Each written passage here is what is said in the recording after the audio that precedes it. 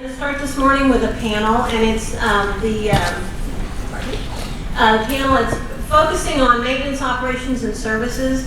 And I'm going to let the panel introduce themselves here in just a moment. Early on in the process, we sent an email out to everyone asking for topic suggestions. And based on those topic suggestions, many of which were related to maintenance, operations, and services, if you were one of the persons who submitted topics, you'll hear some of your questions. So those really are what is driving this panel discussion this morning. I'm going to be asking questions, moderated. I'm going to ask some questions. Certainly, obviously, we want some feedback from y'all, and you're welcome to ask questions. We only have a few mics, and so what we're going to do is when someone asks a question, someone on the panel will repeat it. One, it'll help make sure y'all all hear the question. But we also, since we're recording again today, there's a mic on the table, so that'll get it into the recording. So we don't want to lose that good information. So without further ado, does anybody have any questions before we start? Okay, great. Keep enjoying your breakfast and your beverages, and we'll go ahead and get started. So panel, good morning. Good morning. Thank you for doing this. We really appreciate it. So would each of you go down the table and introduce yourselves and just tell what you do briefly for the universities that you work for? My name is Mike Wheeler. Can y'all hear me? No? Turn it on. It is on. Press the play button. Test. Speak. I was told this was the best mic, so. Oh. Yeah. All right.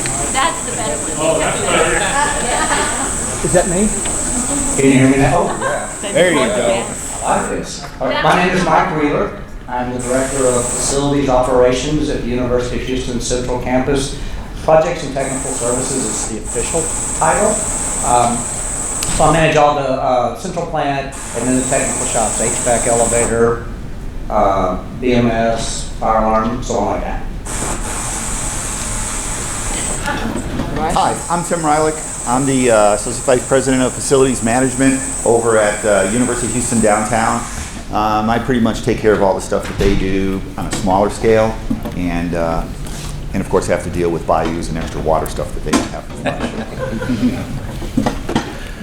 Good morning. I am Jerry Bogna. I am the Director of Preventive and Corrective Maintenance for the main campus. I'm not going to use that. Okay. Good morning. So the recording. Okay then. My name is Liliana Simmons. I'm the Director of Campus Services at the main campus, and this is going to be a very long custodial, in-house and contracted, solid waste recycling, grounds, fleet and auto shop, lock shop, programs. Pest control? That's pest control. Yeah. Yeah, we have pest control as well. And other duties as assigned. About taking down trees. Yes, at 3 o'clock in the morning. Yeah. That's, Thank y'all so much. We appreciate that you're participating in this and being willing participants. We enjoy getting to ask you questions and learn some of the things that you have, some of your expertise. So let's go ahead and get started. Now, what I'm going to do is I will say this is a maintenance-related question.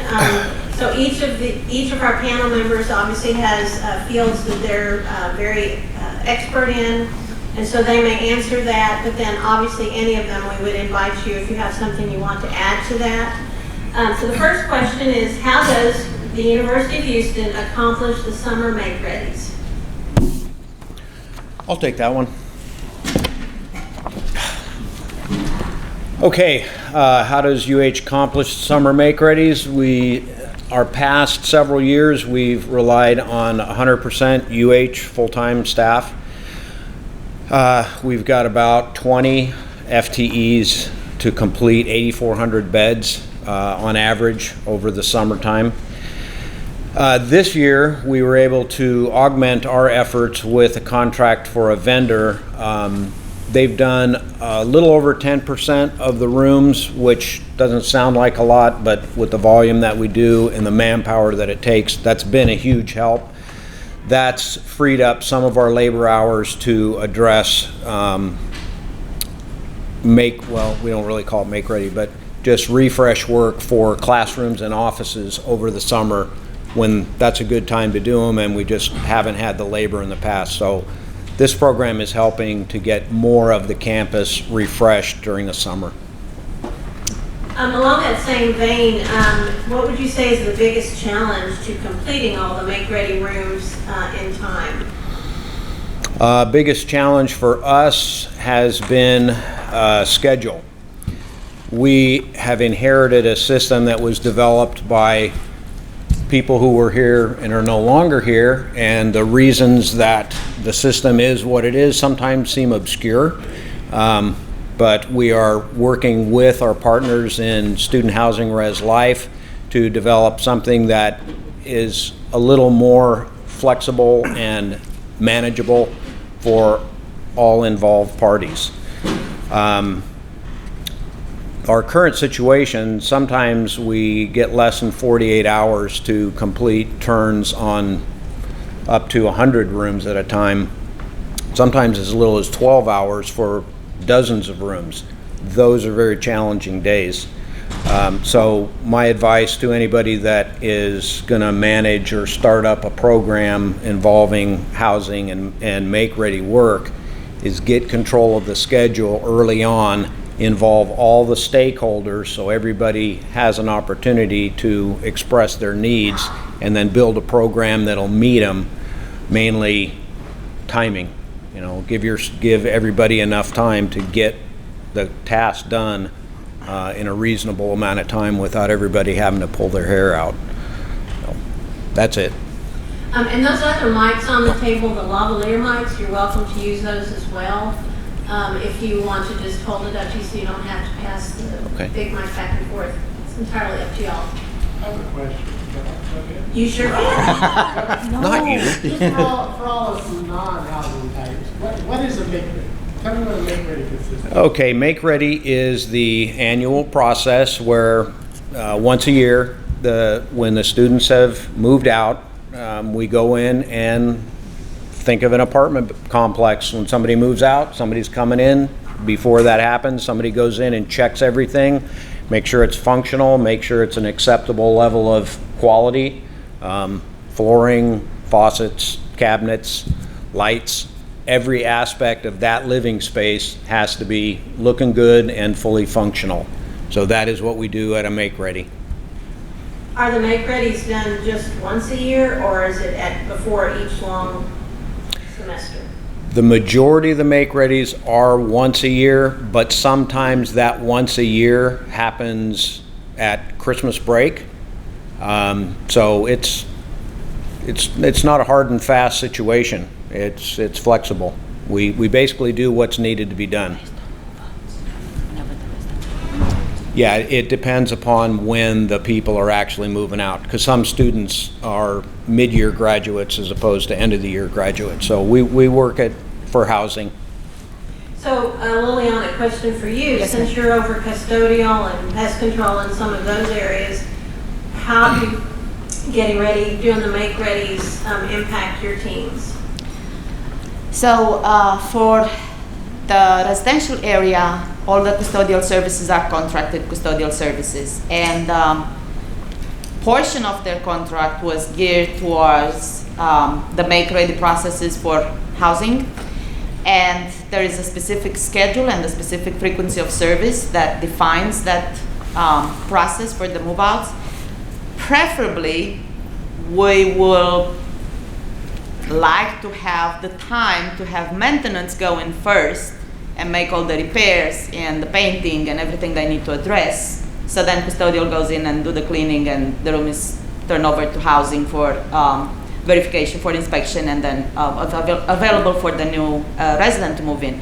Sometimes with the diversity of the activities, the variety of activities that are taking place in housing, including the camps and conferences, that's not the ideal way to do it. So one of the challenges is we run into a situation where maintenance has the time to go in and do a full make ready from a maintenance standpoint, but we can only go in and do a cleaning to an acceptable level for a camp or conference to move in for the next 2 weeks, and then The only time when we actually do a full cleaning for a move-in resident is when the camps are over. So that's the time we go in, and maintenance pretty much did their part. We just do the cleaning. As far as custodial, and it's a challenge for maintenance as well, the variety of types of rooms that are in housing. So for those of you that are familiar with the university lofts, there are efficiencies, 1 bedroom, 2 bedroom, fully furnished, unfurnished. They all have kitchen, they all have refrigerator, dishwasher, microwaves, garbage disposal. So sometimes it may take us less to clean and maintenance more to repair. Sometimes it's the other way around. So we just take the challenges as they come, one at a time, and deal with it.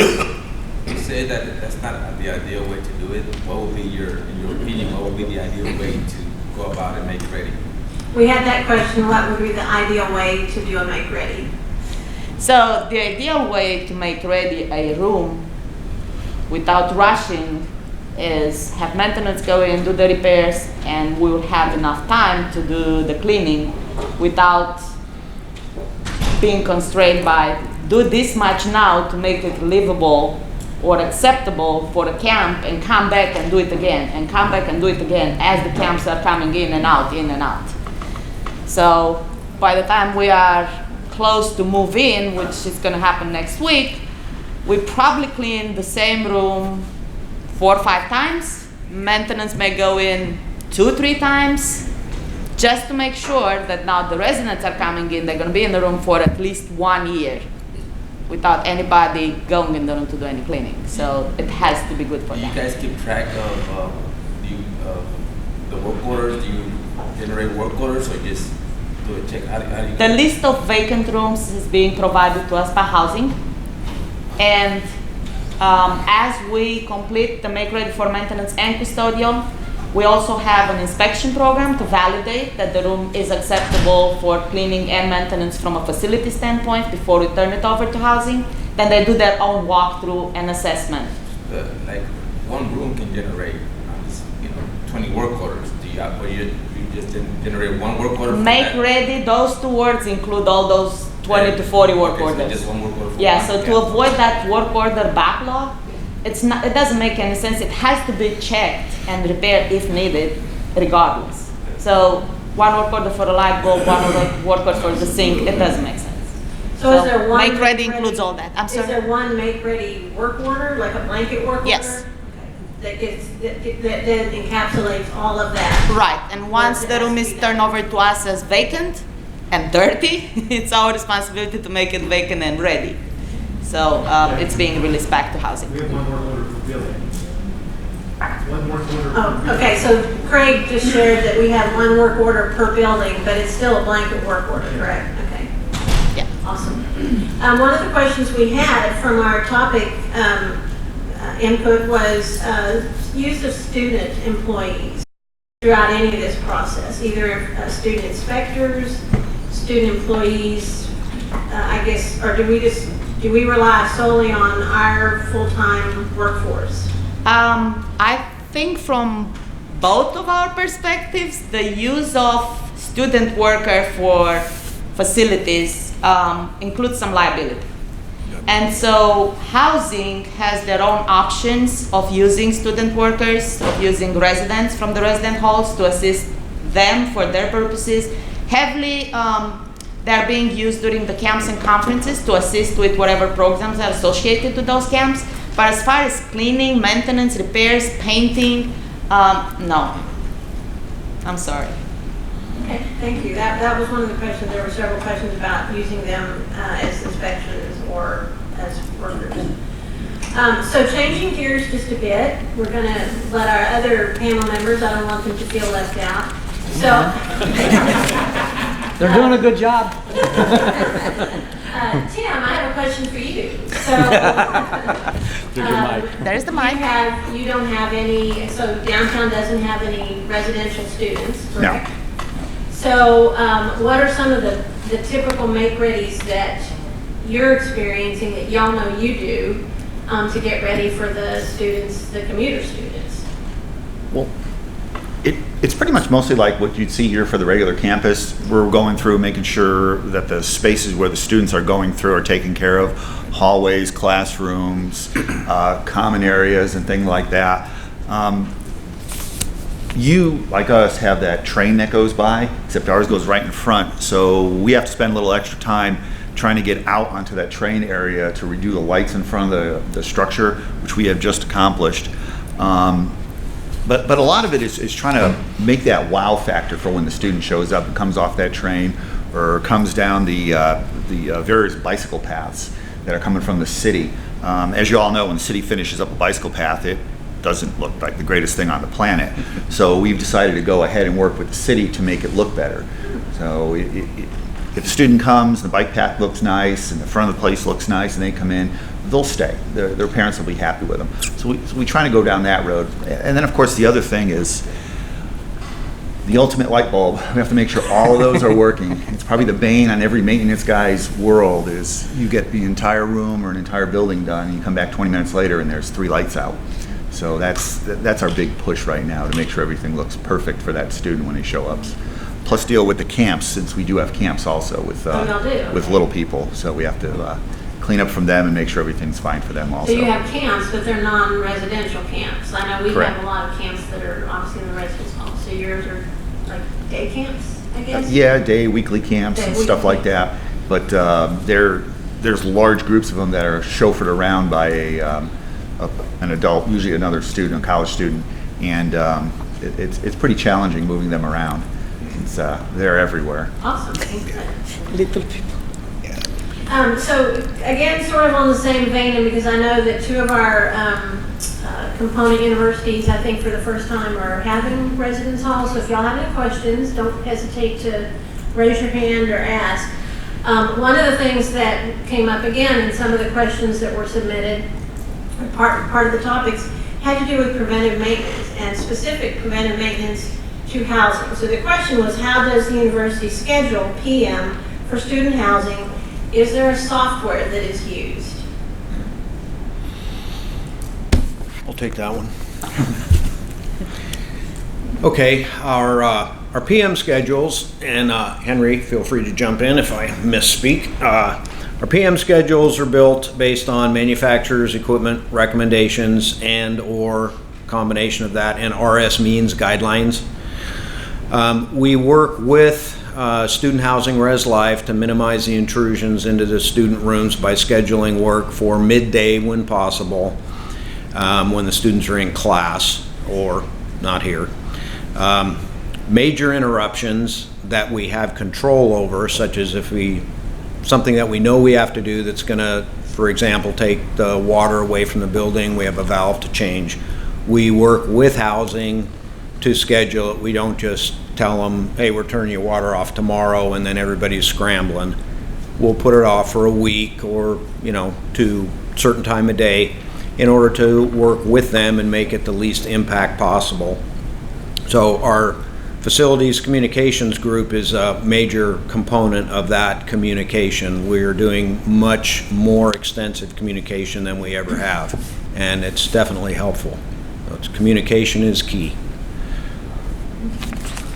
Henry, who is our Assistant Director for Preventive Maintenance, do you have anything you wanted to add to that? I think Jerry kind of hit it on the nose. I mean, we're just like custodian and other groups that we have challenges also. Mainly when we have rooms that we actually have to go into to change filters and belts and things like that, that creates a challenge sometimes. But a lot of the residents all have units that's accessible in the hallway, so that provides us a little more flexibility to get it completed on time. But I mean, it's just like everything else. We have different challenges. Yeah, I'm just going to follow up with what Henry was saying. We have a couple of different designs in our buildings, and it's really important in the design and planning process, thinking about the maintenance on operation and how that's going to impact the occupants. We have rooms. You can't hear me probably. No, I'm sorry, but I don't want to miss this. We want to make sure we get this. So Eva is going to help with the mic again during this session. And just, they can hold it up. It should be on. Pardon me. Is that better? It may not be on. It's on. Hello? Can everybody hear me? No. Hear you better when you're standing up loud.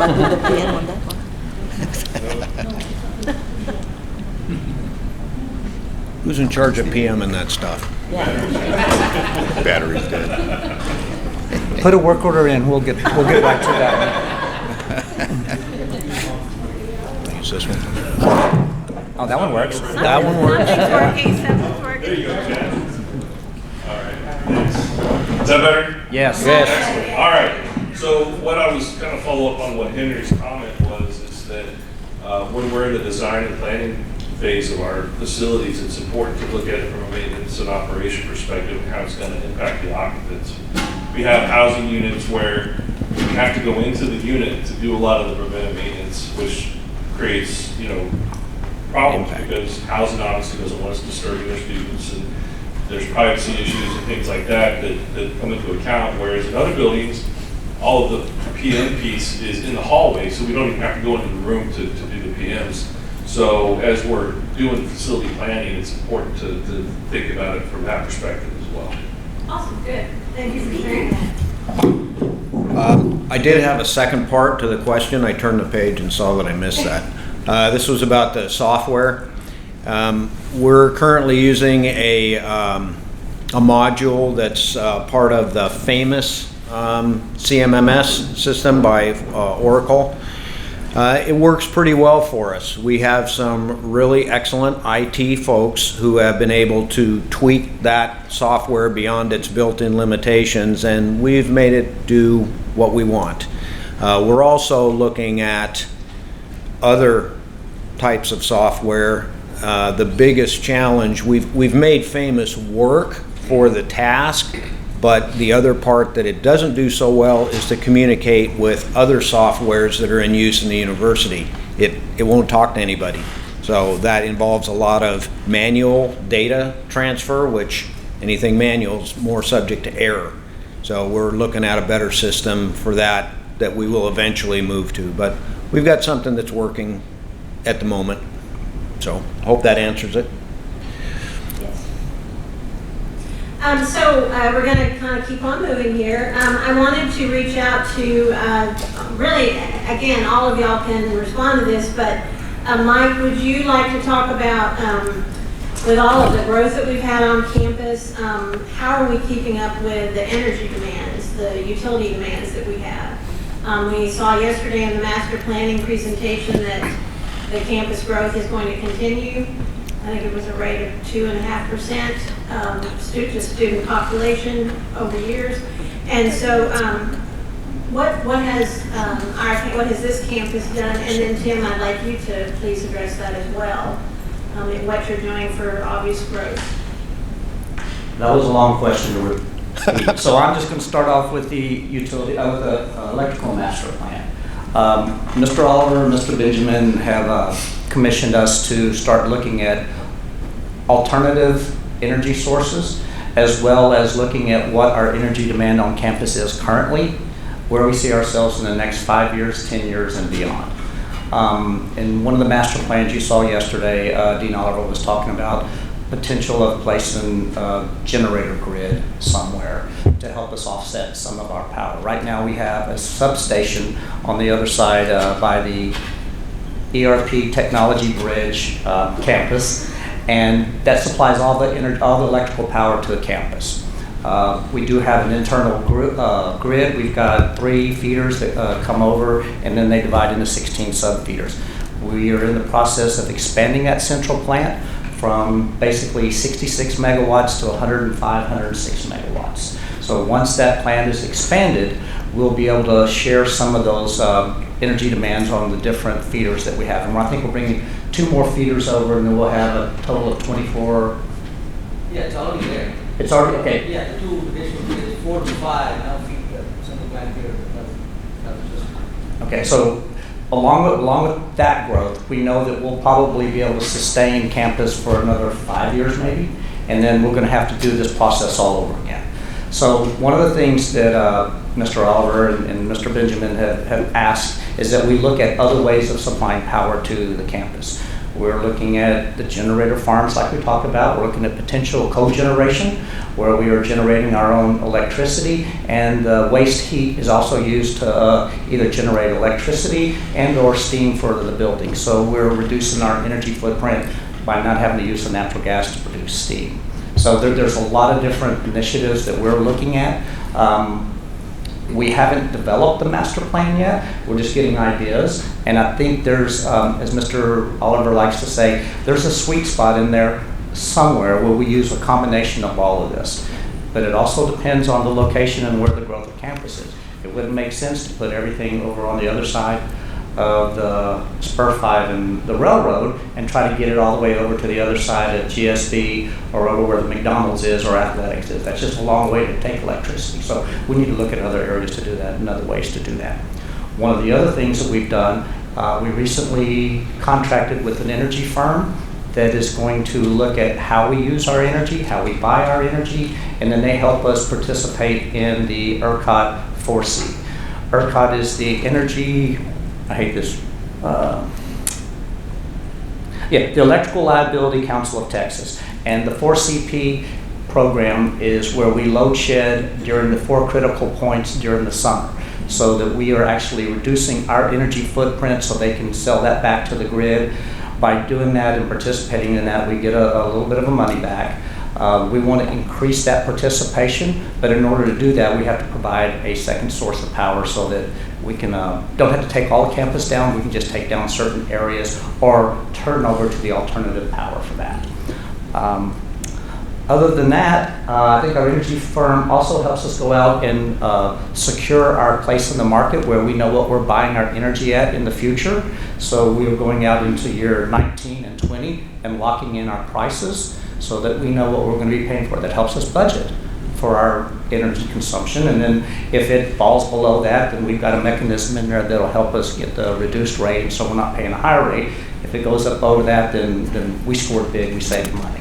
So there's a lot of different things that we're looking at, and there's a lot of different moving pieces, but that's kind of our master plan right now. Awesome.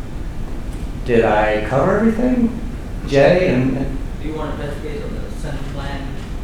oh, the central plan optimization.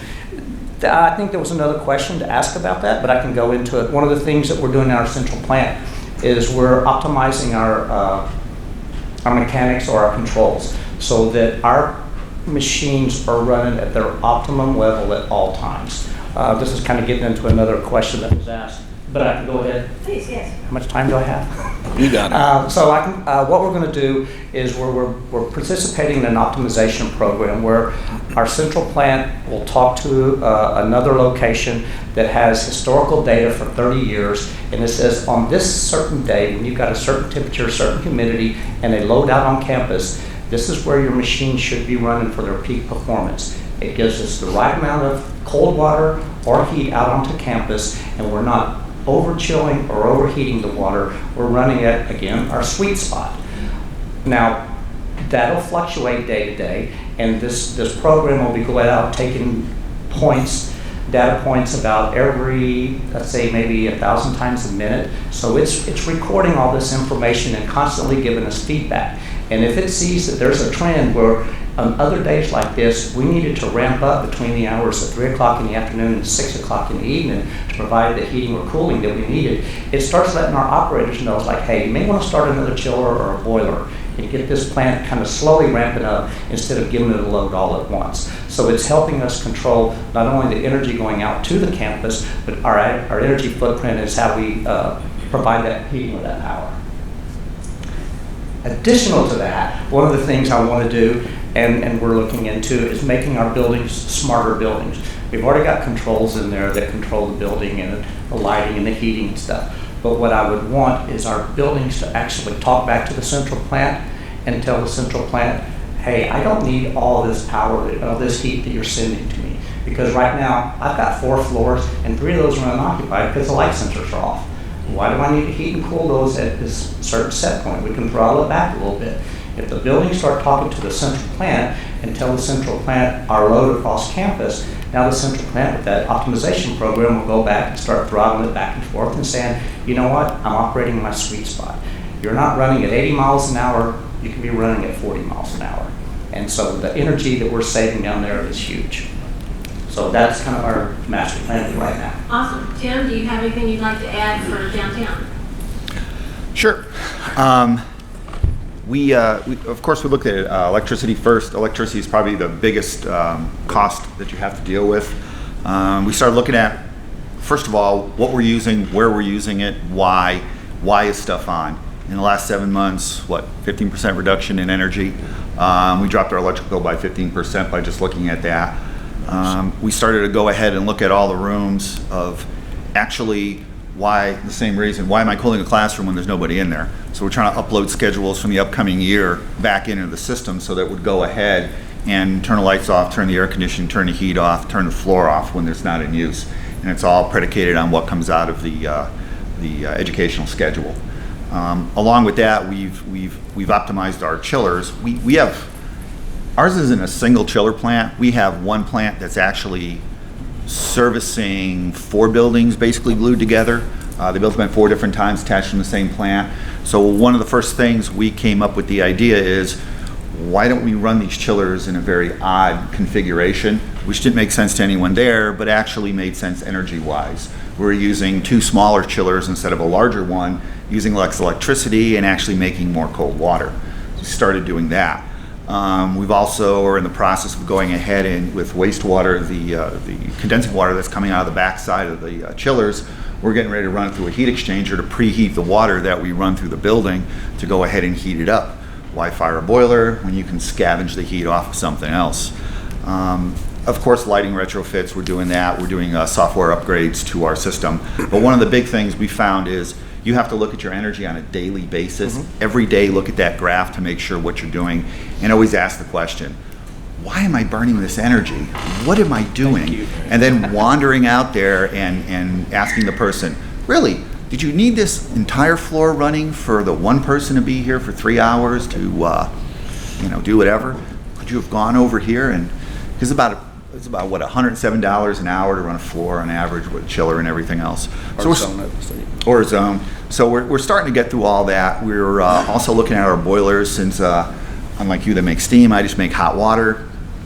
Or in some cases we call toasters, have the electric reheat. Toaster's kind of a humorous way of looking at it, because the first time you set it off, it does smell like you're burning toast. That's what it is. So we're looking at all these individual buildings and deciding, they put these chillers in there for a specific reason, a smaller one. Why don't we run it? Why don't we go ahead and turn off what we can in a structure to do that? And we've done that in our 2 outlying buildings. And now, instead of running large amounts of cooling systems and heating systems, there's this little tiny chiller running on the side, keeping the whole thing cold. And unfortunately, we have no pity on the housekeeping staff that's there at night. They unfortunately get hot. Nobody does. No, I know. But we try to figure out a way when they're doing floors and stuff like that to go ahead and cool it down, because you just can't do that. Awesome. Thank you so much. So we're going to switch back to some custodial issues. One question that we had to do with rec center cleaning. Just looking at the scope of activities, we have quite a large recreation center, has a lot of different types of features.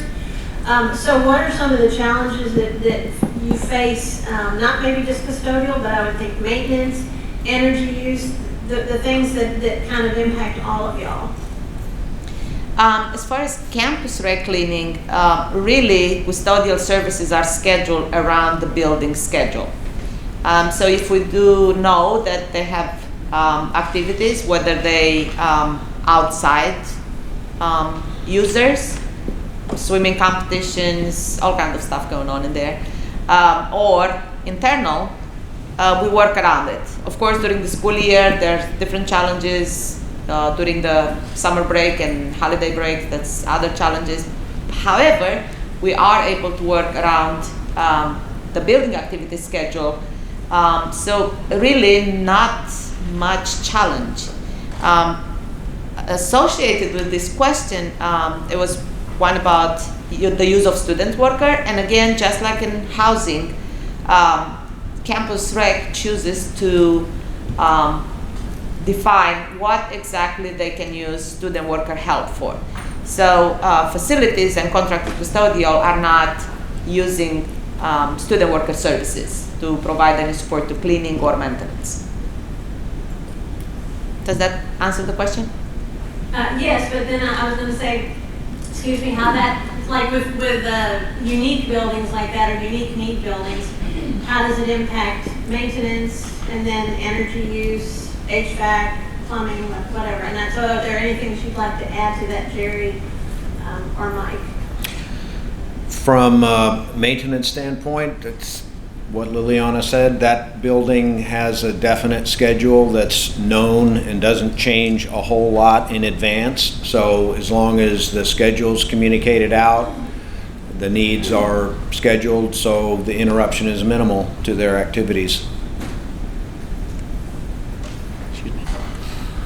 From maybe utility or infrastructure, much like this room, a lot of the ceilings are very high, and to change light bulbs in this area, you have to halt operations for the safety and get up there and do this. So that impacts, back again, is with the schedule. One of the things I learned is when there's an NCAA swim meet, there's like a 3 degrees differential in the pool. It's 1 million gallons, and if your HVAC system that heats that pool is not functioning, and so we really learned a lot about the maintenance of that pool system. I didn't know it was as delicate as that. I always swam in cold water. I thought that was good, but they've got a 4-degree temperature range that they can operate in, and it's a very complicated system that they have for it. We're not always heating the water, we're recirculating it to keep it all warm, but if you start to drop a degree in that much water, it takes a long time and a lot of energy to heat it up, and you know, kind of like the guy in Star Trek, you know, I'm giving her all I've got, and she's not doing anything. So that was kind of the situation we found ourselves in. So from a maintenance standpoint, they're not any more needy than anybody else. It's just that they have specific needs that we have to address. And it's different than we would in a research lab or in a classroom. We've come to the 15-minute mark. Maybe we're now down at 14 and a half or 14 minutes. So to end just the part where I'm asking questions, and then we'll open it up if anybody has questions in the audience. So can you each briefly state something that you have, what you consider the biggest challenge for your area, for your particular area? You all sort of touched on it, but is there one thing that you would say is the biggest challenge? I'll get mine out of the way. Working with an aging infrastructure and new construction going on at the same time, it needs to be planned a little bit better than it has in the past. Not to throw anybody under the bus, but we really need to look at the plans like what Dean Oliver was showing and sharing with us yesterday, and start looking at, okay, if this is going to come to fruition, how are we going to address that? And not how we're going to address it then, but what are we going to do now so that we can start adding components on to get us to there, instead of all of a sudden having to find $6-7 million to fix a solution that we didn't think would come this quick. So I'd just say planning and then aging infrastructure are probably my two biggest things. Okay, thank you. Sam? I think the biggest problem that I have over there is of course, is with infrastructure, but it's doing renovations in little pieces, doing 60 small renovations in a 600,000 square foot building no longer matches even remotely anything that was originally in there. Lighting systems, HVAC, heating, everything is just bizarre. So you wind up just by sheer accident of these backing yourself into a corner, which you then have to figure out how to get rid of or get back out of. And one of the ultimate ones is you see the walls go to ceiling, they slowly box everything in, and you wind up trying to air condition a Coke bottle. You have supply going in and no way for it to come out, and they wonder why it's hot. But it's all little things that weren't done intentionally. It's just try to get away from the 60 build-outs, try to get to one big build-out, which sometimes is difficult. Gary? I think Mike summed it up very well. Just the only thing I'd add to that is the dealing with what we have today in terms of aged infrastructure. A lot of that falls into my world of plumbing that breaks. In fact, I have a little red folder that I'll leave up here for any of the facilities guys that like to look at other people's problems and go, man, I'm glad I don't have that to deal with. I got a whole folder full of those. But we are we've turned the corner. We're starting to address the infrastructure and the deferred maintenance that was not addressed for a lot of years. So some days we're in a tough spot now, but there's light at the end of the tunnel because we're doing something about it for the long term. Liliana? So, for those of you that are planning to have residential halls and have residents on campus and have custodial services provided and use contracted custodial, it's great from a money saving perspective. You always get a better deal, but you have to be really, really careful on how you're scheduling not only the make readies, the summer cleaning, the deep cleaning, but also the regular routine service, the frequency of service, and always make sure you have somebody that's keeping an eye on them. It's the challenge is not with the residents and the housing department. The challenge is always going to be managing the contracted custodial to provide those services. Thank you. So, does anybody have any questions before we disband our panel? Anything at all? Gisela? So, this is for Mike. I was trying to hide. So, Mike, on that Cougar substation, so we've got the expansion, you said, so it sounds like we've got about 5 years that we can rely on that, and then you talked about potentially needing something closer. And which, you're right, I mean, you run into trying to get the power over here from ERP, and you've got the railroad, all these other agencies that you have to deal with, but those substations aren't pretty. They're an eyesore. So if I'm, the athletics district, I'm gonna say, no way, I don't want, so I would imagine that would be an obstacle, and how are we sort of, because 5 years will go by quickly. Yes, ma'am. So what are we thinking as it relates to getting that energy up to what we need in the next 5 years? I'm going to give a candid, flippant answer that there are landscaping and screening walls that we could put around it, but you're right, it isn't pretty. One of the things that I'm drawing a blank now. Design Lab. Patrick and I talk a lot about the sustainable site design and things like that. We can look at protecting it with trees if we need to, and you're right, they're not pretty sites, but we can put some landscaping or some screening or something around them. One of the other options that's presented that is not the best, but I like, is putting up on the roof of a parking garage. It's out of sight, but there's a cost associated with that in the construction, so now we're sharing costs with other departments. But there's a lot of different things that you can do, and you can screen around those. So while it isn't pretty and sexy, it's a necessity, and they need to be placed strategically. I could put it over by McDonald's. I don't have a problem with that. They may have to, and the neighborhood would, but we need to look at where we need to have the power and the quickest and cheapest way for us to get it over there. And I don't mean cheap as in penny pinching way, just looking at it from a strategic standpoint. Where does it make sense to go? Solve the right problem. Don't put it someplace now and then go, like Tim said, oh man, if we'd only thought about putting it over there, everything would have been great. So let's go back to the planning, let's look at it and get it done that way. I didn't answer your question about being pretty, but that's the best thing that we could do. Awesome. Any other questions? We have just a few more minutes. I want to ask one. This is just me. So each of you tell me very briefly, so we don't run out of time, what's the craziest thing that you've had to deal with in your tenure with your university here?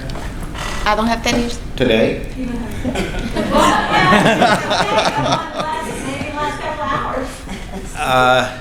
hours. That's one thing that I find really interesting about this job.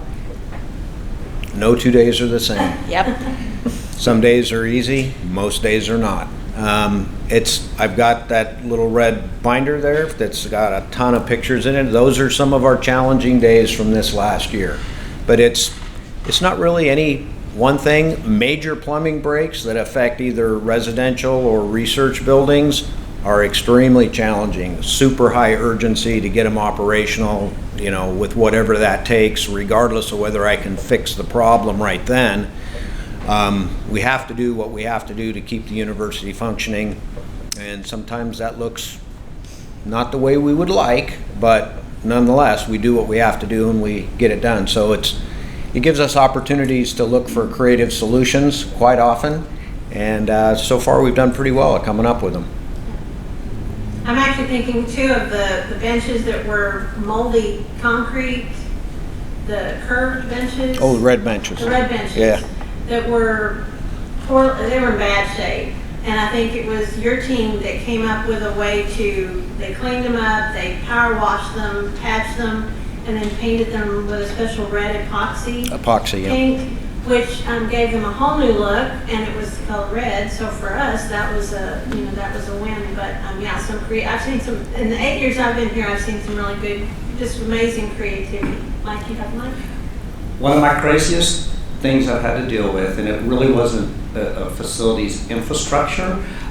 We hosted the presidential debate, and to have, well, first of all, our team pulled together. I mean, we had everybody focused on the facility, and to pull that off when you've got Homeland Security, you've got snipers up on the roof, you've got to look at every aspect. And we had Homeland Security come out and do a security audit of campus. We think we're pretty good until they start telling us things that we don't think about because of the nature of their business. And you're like, oh my God, I didn't think about that. Or how vulnerable we are. You know, there's a railroad over there. All these tankers are parked over there. What's in them? We don't know. Well, that's a security issue. So the challenge with all of our shops was to get the facility ready, first of all, and to get campus presentable.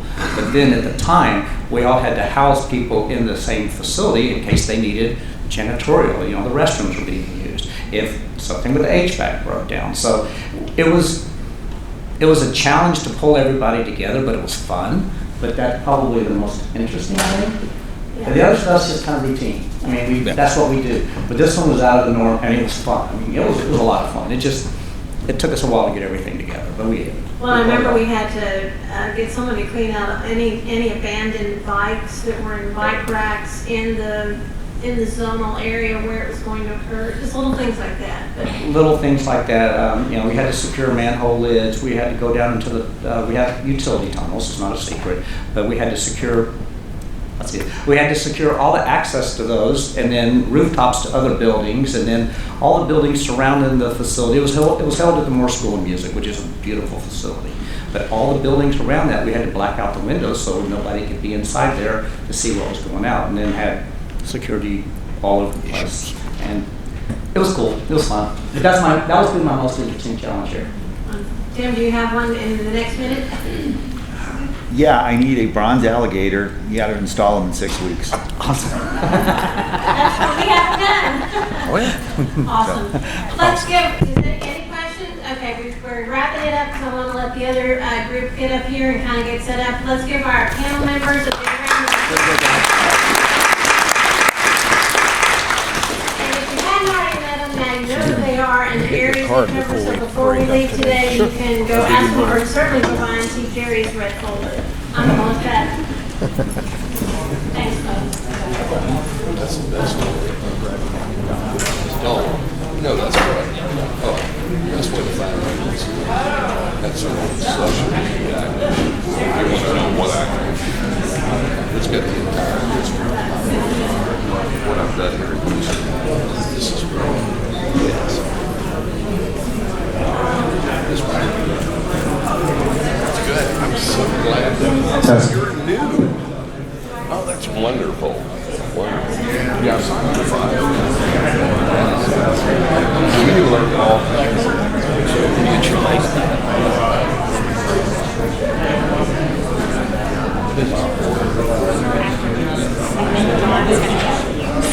So try to balance. It does.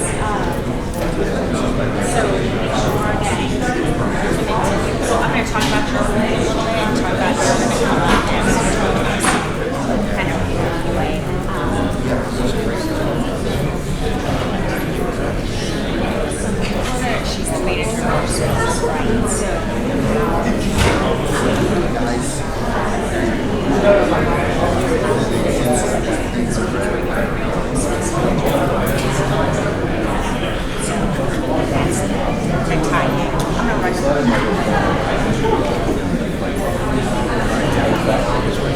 these guys didn't really do master plan associated with space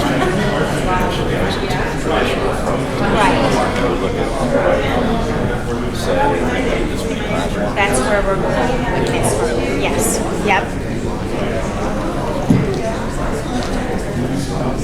So I think I'll probably just take about 20 minutes and then maybe you 20 minutes and then wrap up. Something like this.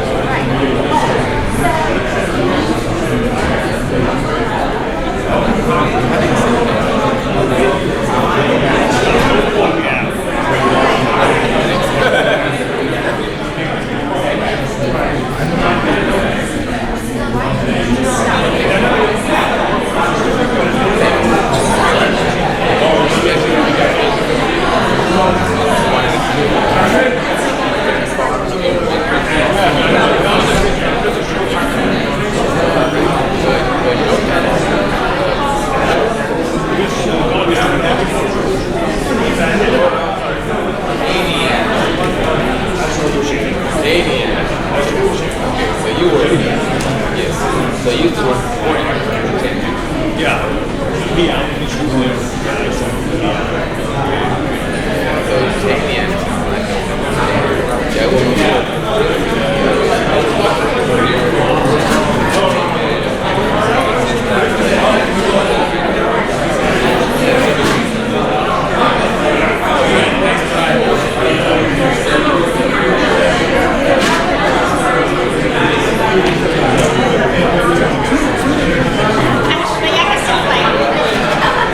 Immediate.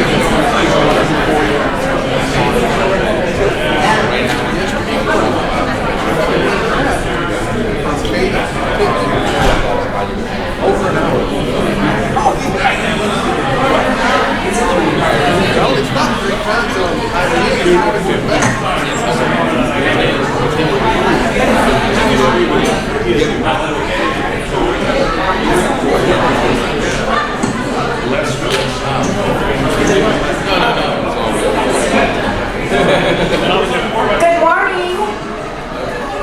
I know everybody is really excited about planning and what we do in our office, so if you'd like to get your coffee, sit back down. We're going to bore you for the next hour. I'm just kidding.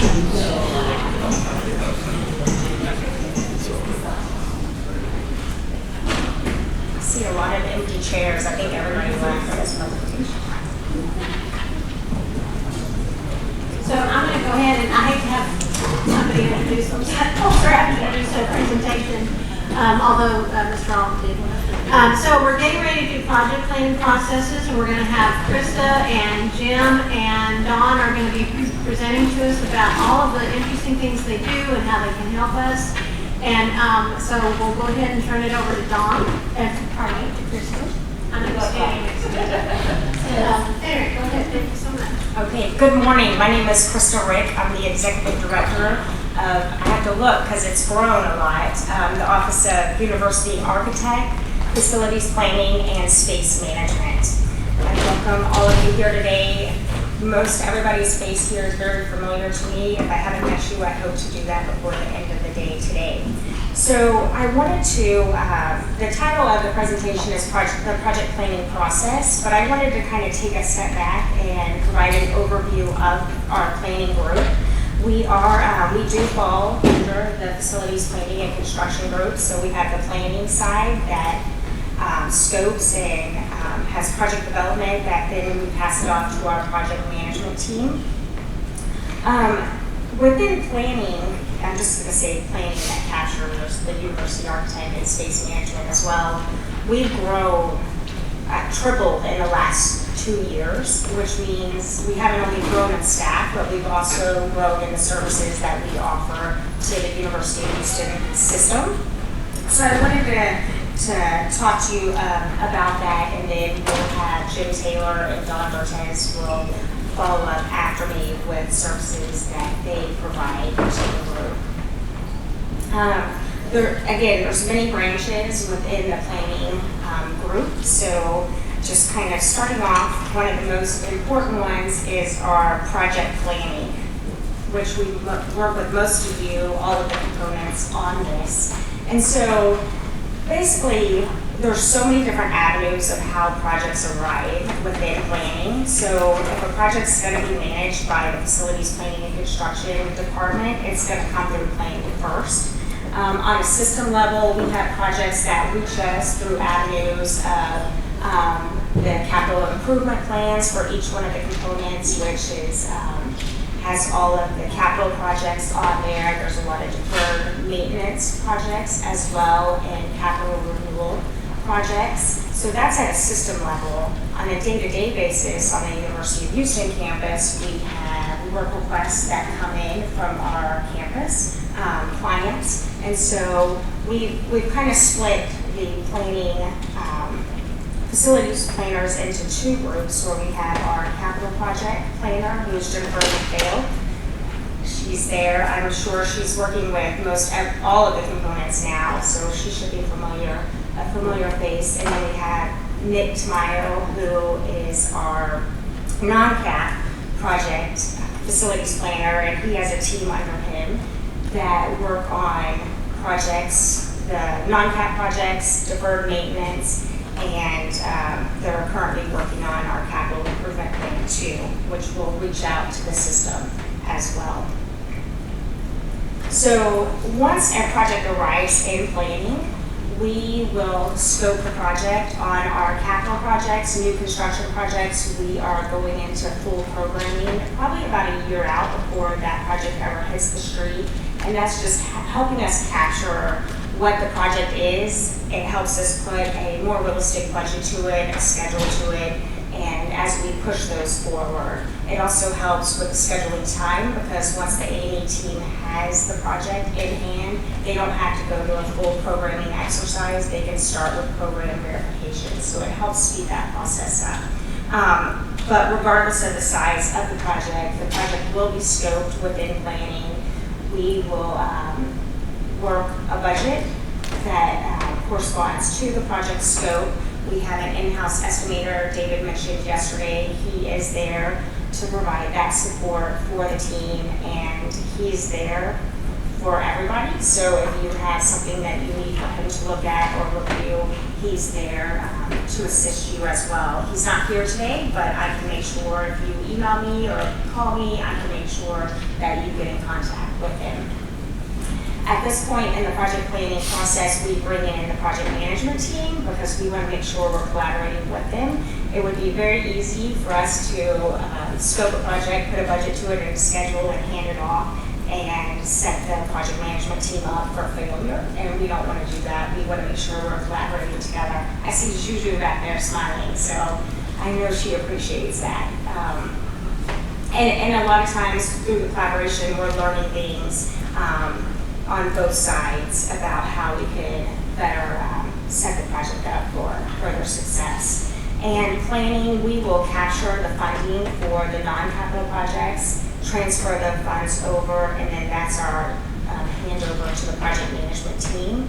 If it's a capital project, planning will stay involved, will stay on board, go to the program analysis phase, and Jim Taylor will be heavily involved through design development, and we will come back in for the furniture as well.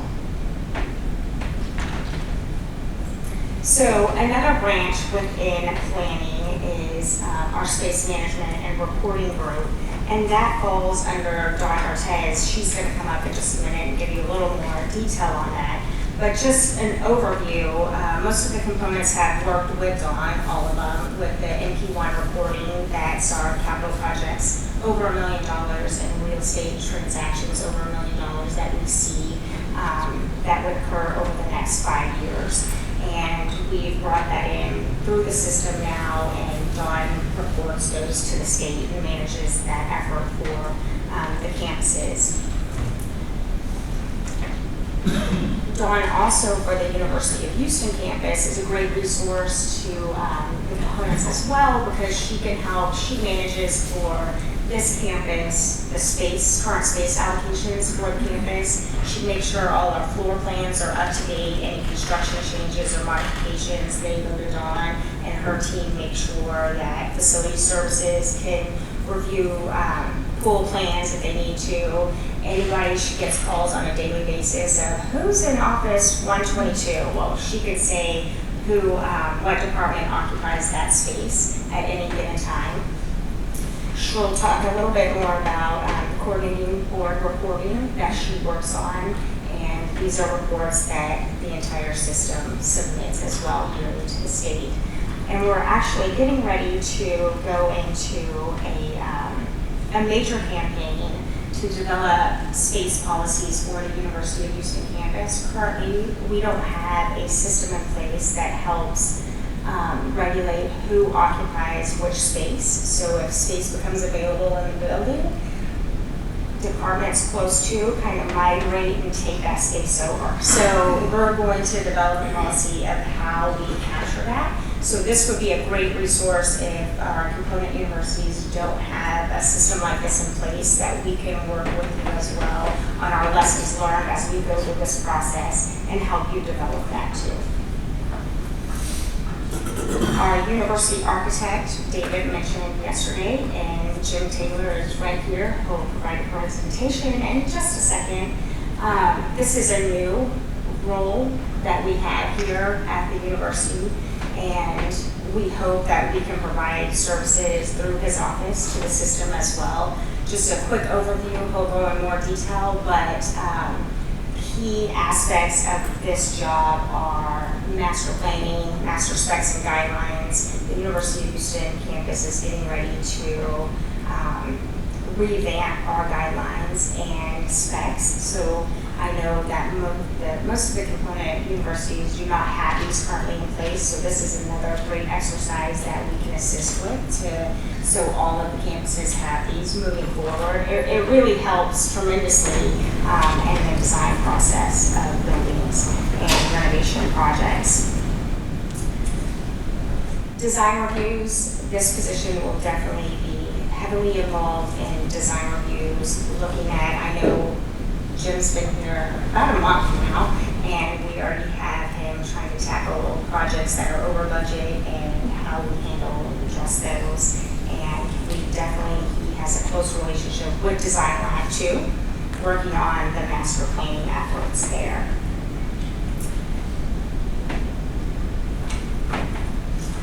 We have our in-house engineering team. David introduced Jay and Joanne. I don't see, there she is, Joanne. This is definitely a new service that we have in planning, and they're here for the entire system to use. So if you haven't met them, we can definitely provide contact information to all of the universities.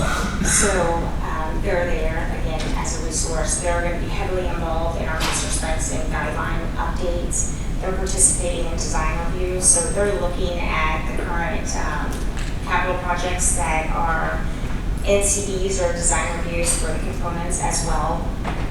Performing physical site inspections, they're working on troubleshooting on particular areas on campus, and optimization is a big key component of their job.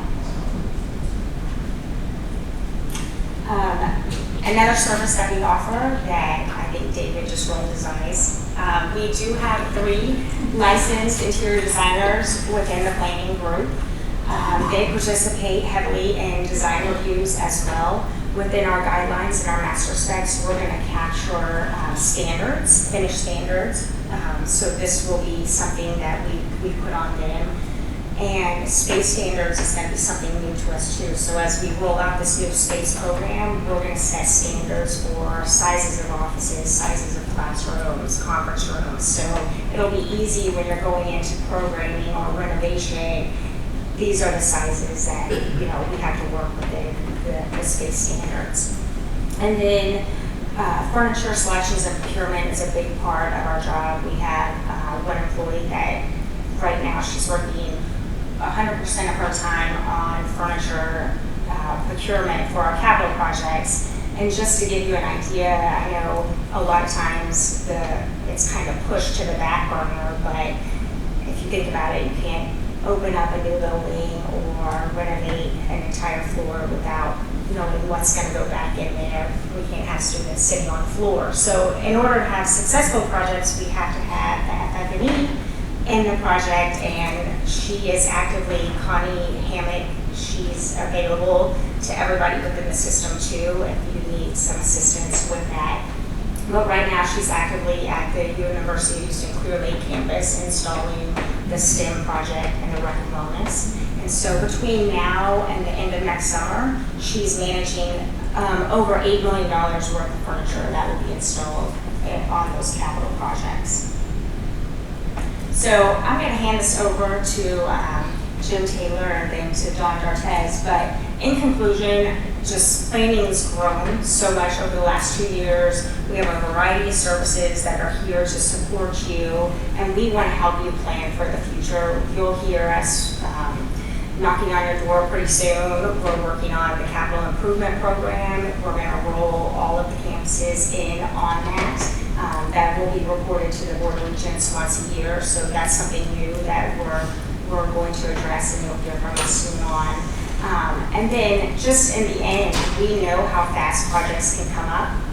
I get calls about once a week from David saying, we have the potential of a new project and I need a budget in an hour. So things like that. We know that comes up. So if you ever get into a situation like that, have a general question or need us to really jump in and assist you to help you answer those immediate questions, we're here for you.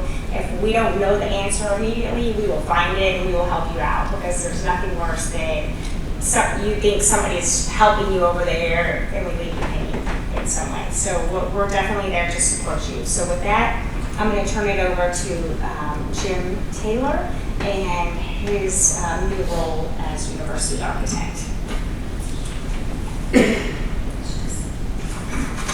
Okay, I'm going to wander around like Patricia. Is this a mic or? No, this is your mic. Can you all hear me if I speak? It's not so much that, but we want to make sure we get part of the recording. Okay. Like, you want to use that? You want that, or Jim, would you like one of the lavalier knives? I think it's better. If I don't have to hold it. Yes.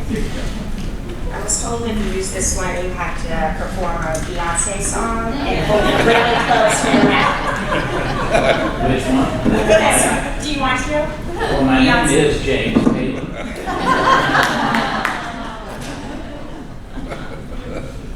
Would you rather I sing or talk about architecture? If you can sing like James Taylor. Can you hear me? Is it being whatever projected? Yes. Okay. Then I can put this on mine. Yeah, he's on. Waste. So I'm very glad to be here. And yesterday, Patricia Oliver talked about the trajectory that this university is on. She's right. You all are part of that trajectory. You started it. You're pushing up that hill. I want to make that easier, but I'm inspired to join and be part of that trajectory in taking us the next steps to being a truly great campus, what I'm calling a top-tier campus that aligns with our Carnegie status as a tier 1 research institution. I love our brand campaign, our marketing campaign, the Power To. I think you're all familiar with that. What are some of the Power To do's that you like? Someone have a favorite, the Power To or the Power Of? Innovate. The power to innovate. That's a good one. The power to create. Mine are the power to learn. That's a great thing about being an architect. Every project is new. Every campus is new. All of us get to learn something every day. The power to inspire. We can walk around campus and see some of the older buildings, see the patterns of development, and be inspired. We want our students to be inspired. And then last, the power to question, which is another side of the power to innovate. Because if we're satisfied with the way we are, that trajectory doesn't happen. Innovation doesn't happen. So the power to question is central to, I think, to my role as well as y'all's. And as I've thought about this new role, I've been here 4 weeks. Human Resources developed a 10-point job description. I've, in my mind, organized those into 4 thematic roles. And I'm going to talk about each one. The first is as a guide for the design process. We practice a team sport here. From the planner, the A&E team, the operations and maintenance teams, everyone is part of a team. In that image of a heavyweight crew team, can you pick out George Springer or Justin Verlander? No. We don't need stars. We need team players, people who work together from beginning to end. Now, I'm making a transition in my career because until now, I've been in the boat. I've been an architect in the private sector, designing buildings for college campuses. Now, I have a different role, to be a coach, a guide, a facilitator. I'm not doing the designs. I'm not operating the buildings. I'm not managing the projects. And my goal is to touch the projects in influential ways from the very beginning, from planning to programming to design, and to do that in a collaborative way by asking the right questions, suggesting different ways of looking at the problems. I also plan to be involved from budgeting through the cost savings.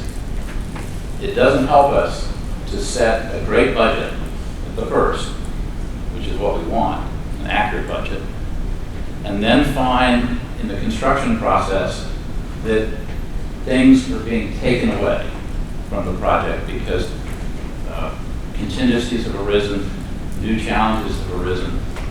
This is when, in the cost savings, the other term for it is value engineering, but I've rarely found value to be engineered in those processes. So I like to think of cost savings. Let's be truthful.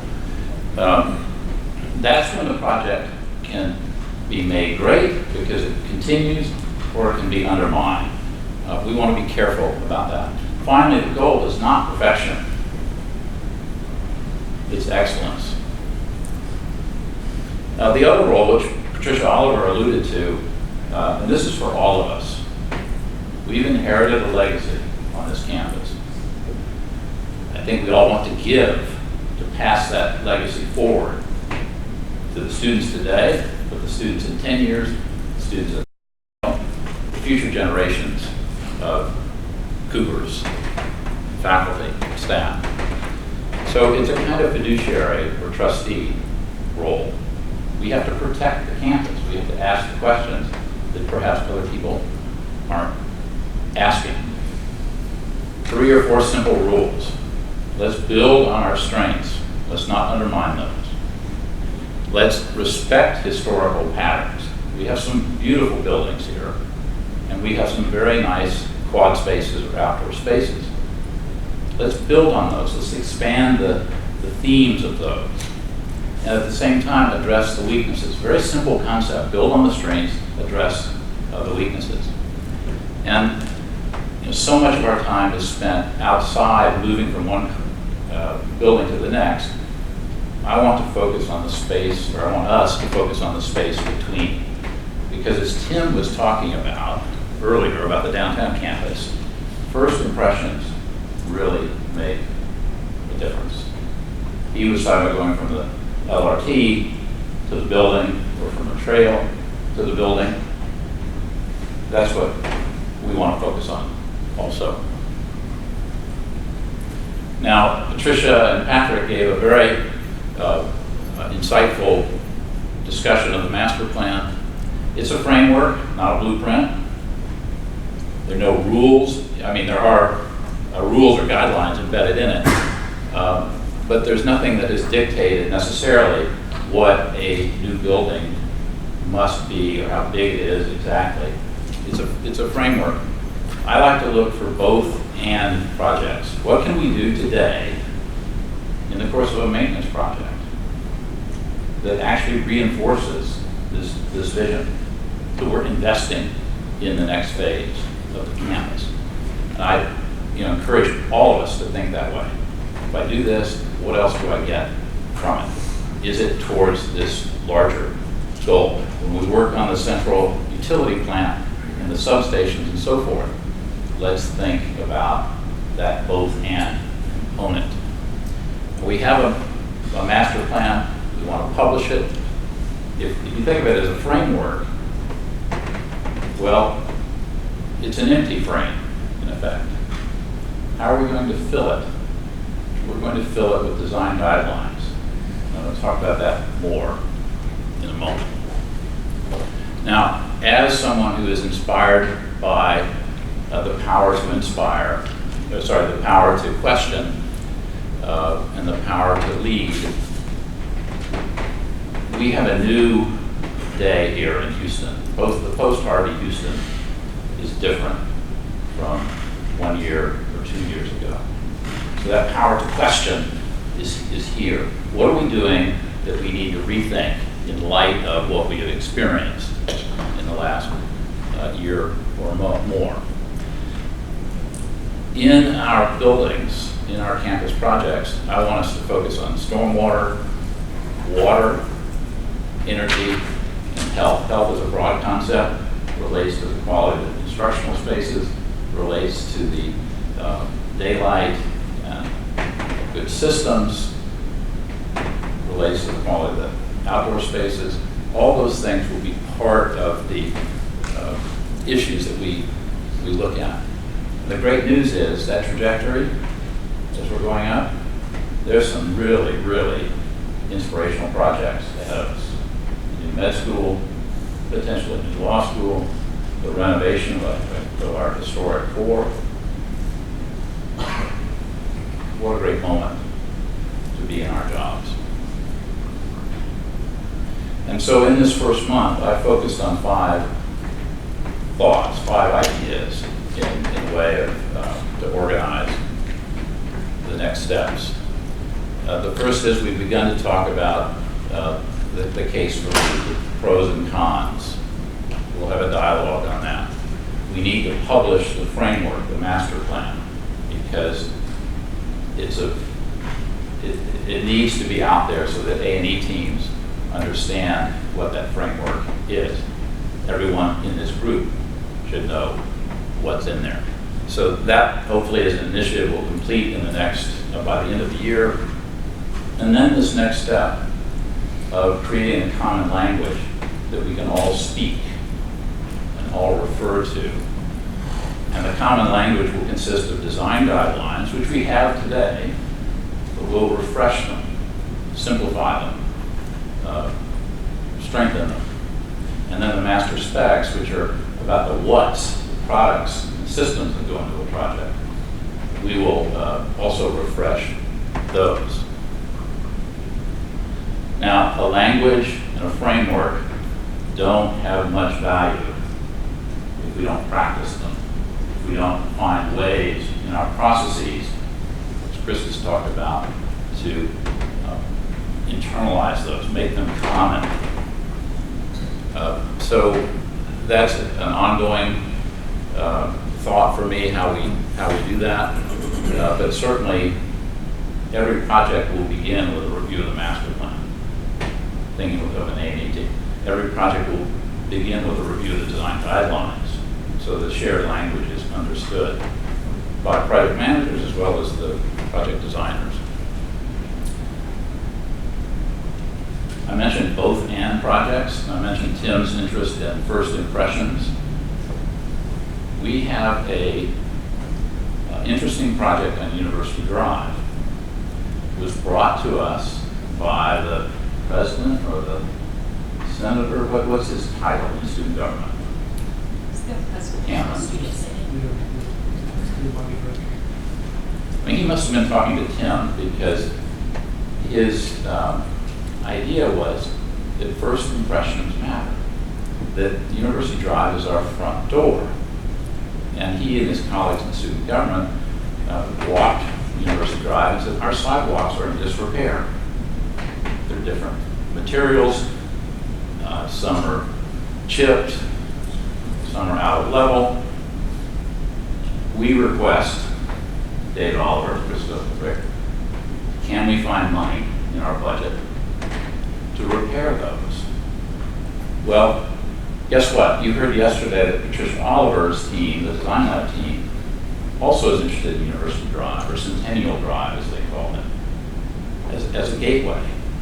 Can we do this essential repair work, maintenance work on the sidewalks at the same time as we take the first step towards the realization of a transformative vision for University Drive?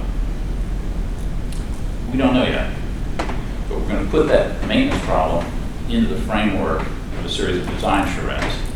Think about that. If we do 8 feet of sidewalk, can we do more in the future without tearing out that first 8 feet? Oh, I blew my line here. Chris and I said, we have a lot of work ahead of us. We maybe need some help. Who should we call? We need someone who's a straight shooter, tells it like it is. So we called up Clint Eastwood, and he walked the site with us this past week. He's going to help us develop our design guidelines. And so the first, can you read that, the good and the bad? These are 2 front doors on campus. Someone help us with this. What's the building on the left? University of Houston campus. Roy Cullen. Good. What's the one on the right? Parrish Hall. We're going to take care of Parrish Hall. Don't worry about that. Now, why did Clint Eastwood label the one on the left the good and the one on the right the bad? What did Clint Eastwood see? One person see. Why is one, in Clint's terms, why is one good and why is one bad? You don't know where the entry point is. In Parrish Hall. Right. It's not clear. Here's another one, visual connections. Where's the image on the left? Yeah, Hoffman, right? And the one on the right? That's a science, say the Pelley Science Building is at the end of Holman. What do those 2 images say about the university? What's the one on the left say? Jackie, what do you read in that? It's wonderfly inviting. You see some, not only landscaping, you see some artwork, there's a distance, it's not crowded. Yeah. And on the right, how are we presenting the university to people who arrive? Honestly, that could be any place in hard to, it doesn't have a very good visual image. It's a blank wall. Now, Jeff, can you see this image? Yes. Okay. Now, what do you think Clint saw in this one? I think he saw a excellently planned emergency backup generator.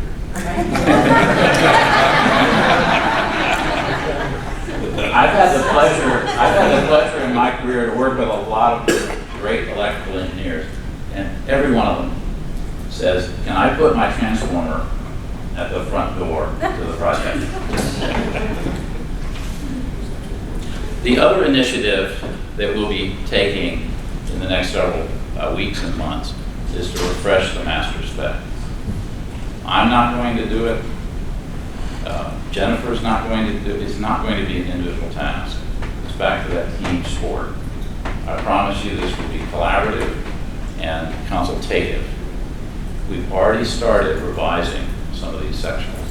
On Monday, it's Jennifer Ray here. We'll be meeting early next week to talk about the management process of updating the specs. The strategy is to be a continual process that if we update, as we've done, policy on security cameras, we will not wait for 6 months to publish that. We'll publish it. And we'll send out an e-blast to every project manager, every planner, all of us, that this has been updated. Here's the link. No, I think the other thing to say is that we will be hiring a consultant from one of our continuing services list to help that process with us. So with that, I'm going to hand over we have 20 minutes, Don, so you have a lot of time. I think we'll do questions at the end, Krista.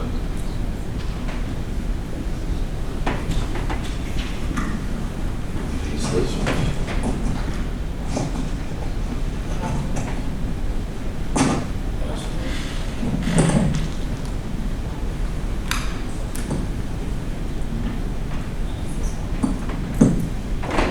Good morning. Can you hear me? It's over here. I think it is. It sounds amplified. Hi everyone, I'm Dawn Bartez.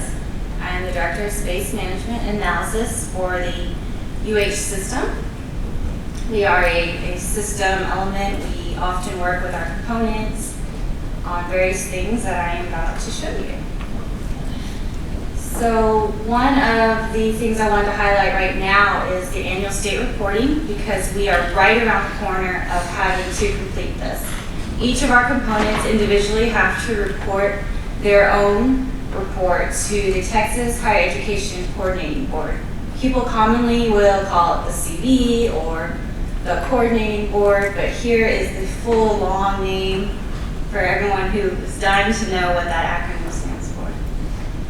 So what we are required to report to them is all of our buildings that each of our campuses have, and then every single room that is in each of those buildings. So it sounds like, oh, that's not a big deal, but every little room, every hallway, every corridor, mechanical space, offices, classrooms, and then we also have to say, what are we using them for? They have the codes that we have to use and manuals we have to follow. It gets a little complicated, but I'm going to keep it here at the higher level.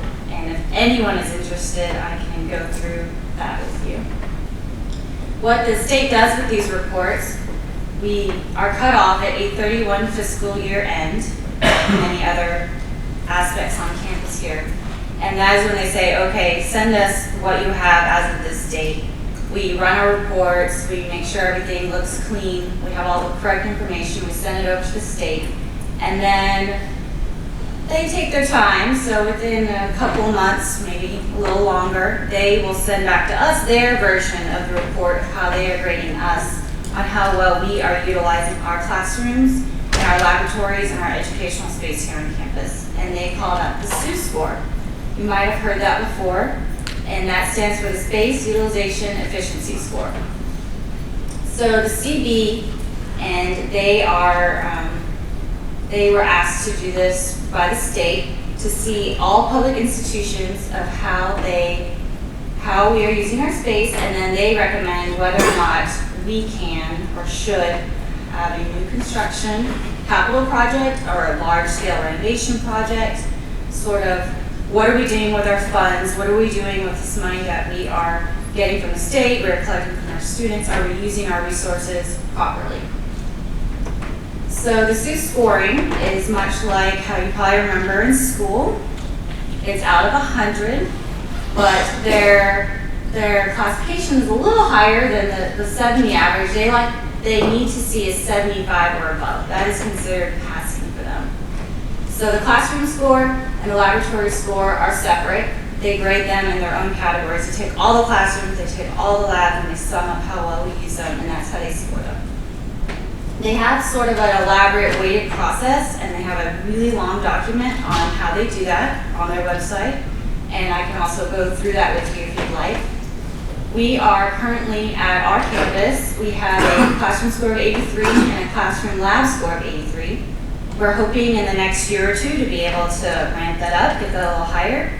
The higher the score, the better. The more you can say, we need those TRB funds, we need bonding, give us some money so we can build new things or renovate some of our existing utilities, some of our deferred maintenance programs. So all of that is really important. They take that information and they kind of blast it out all over the place. They put it on their website, they use it just in general, they send it to the governor, everyone looks at it, especially during the legislative sessions. They're aware of these numbers. What we also work on system-wide is the MP1, which is the capital expenditure plan. I just recently went through this cycle with a lot of people in the room here. We take all of our capital projects and we rank them in our next 5 years, sort of which ones are we going to try to complete first, our priorities, what we want to maintain, what we want to build on our campuses.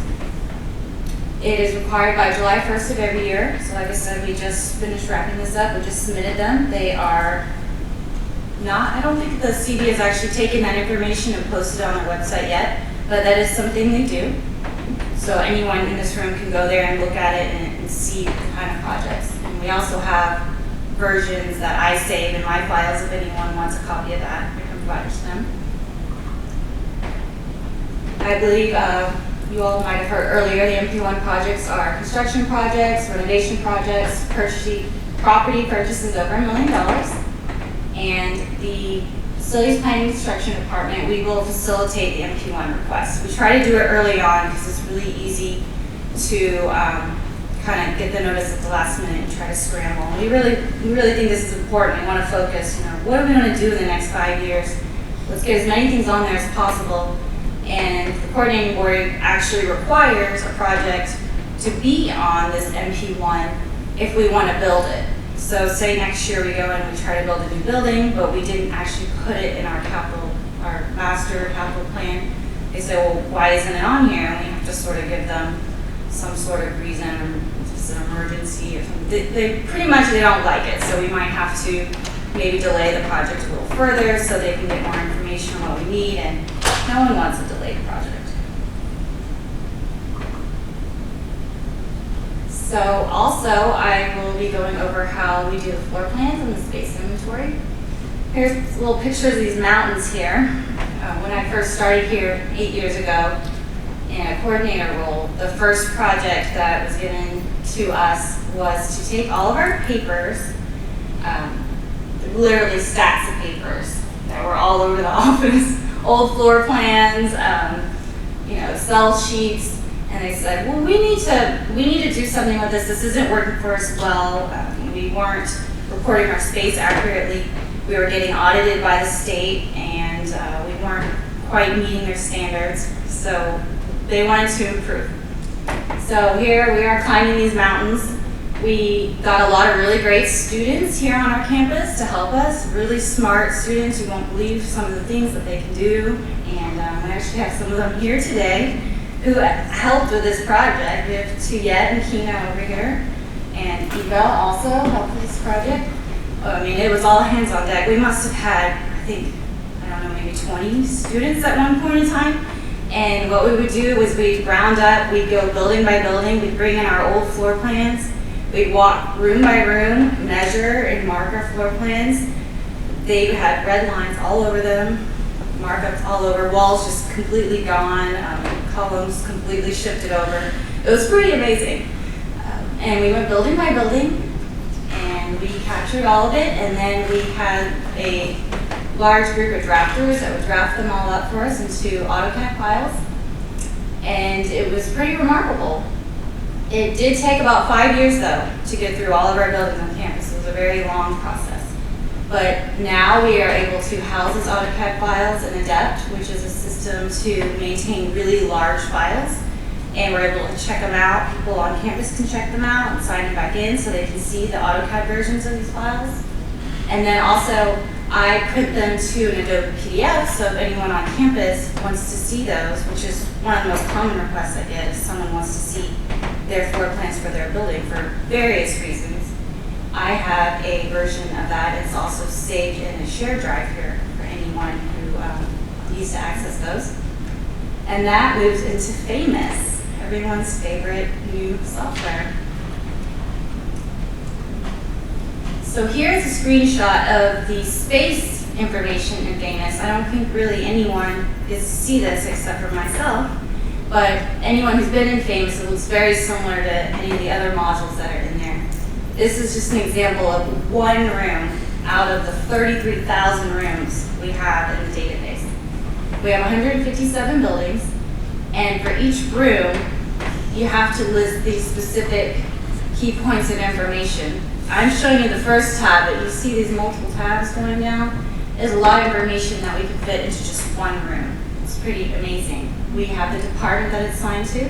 This is our conference room in our building for facilities planning and construction. Has the department there. It's cut off a little bit. Facilities planning and construction. It has a state code from the CB of 350, which I happen to know is a conference room. And then at the bottom there, it has some information about asbestos, which is great. We have an EHS department, and they built in their own system. And we are able to take their information and push it into each room, so then people know, does this room contain asbestos, asbestos material.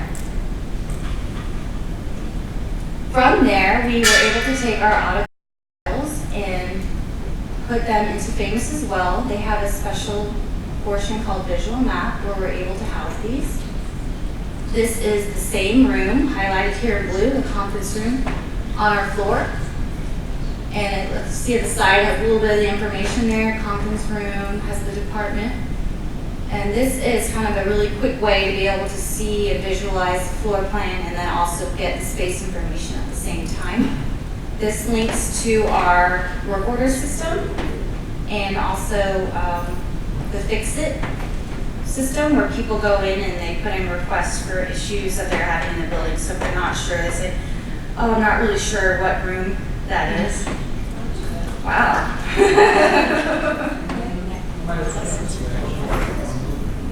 Let's move into how we update space. I'm supposed to keep going, right? You're trying to save money. I understand. So, construction projects and large-scale renovations, those are typically handled by one of our project managers, so they will keep me in the loop and send me either floor plans from the architect or ask us to come in person, and we will come and we will re-measure the renovation, capture what's changed from the existing floor plan and update it. We also conduct an annual space survey every year where various people on campus are contacted and asked to review their space and let us know if any changes have occurred. That just wrapped up actually yesterday. So I am going to now go and review all of the changes that everyone on campus has sent to me and then approve them and get them in the system in time for that end of year reporting that I had talked to you about at the beginning.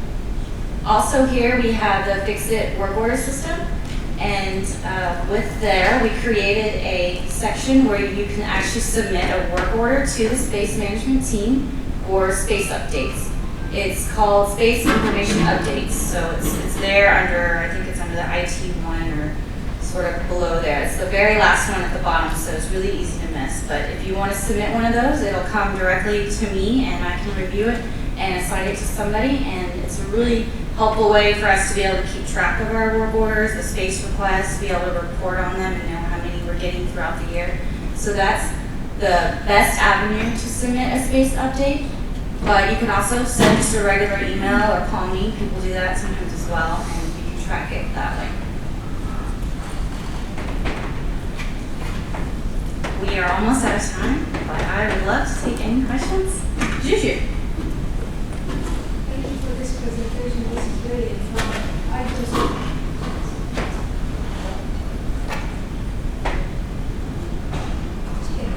no, but we can't hear you for the recording.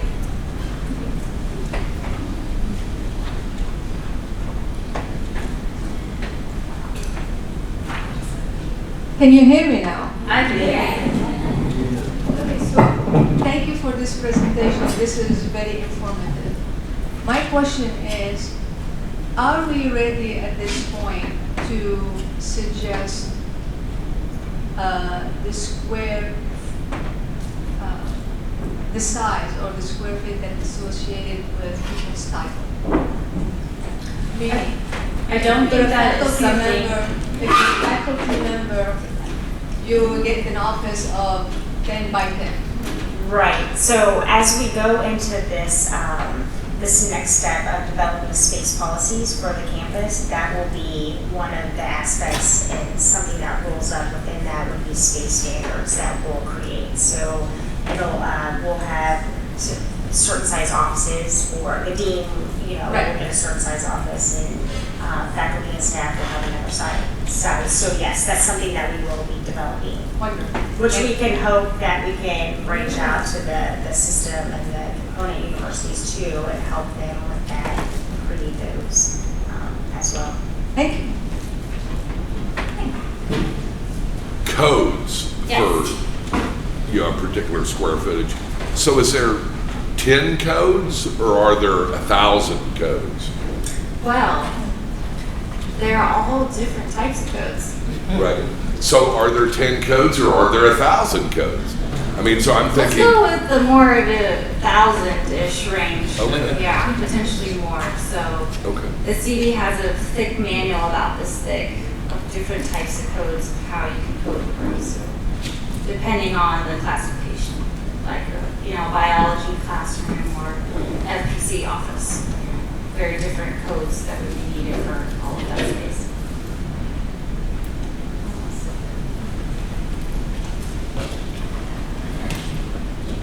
Back in line with that space requirements that you guys are developing, do we have standards that are established by the state or any other agencies that say, okay, you can't put 6 cubicles in a 10 by 10 office?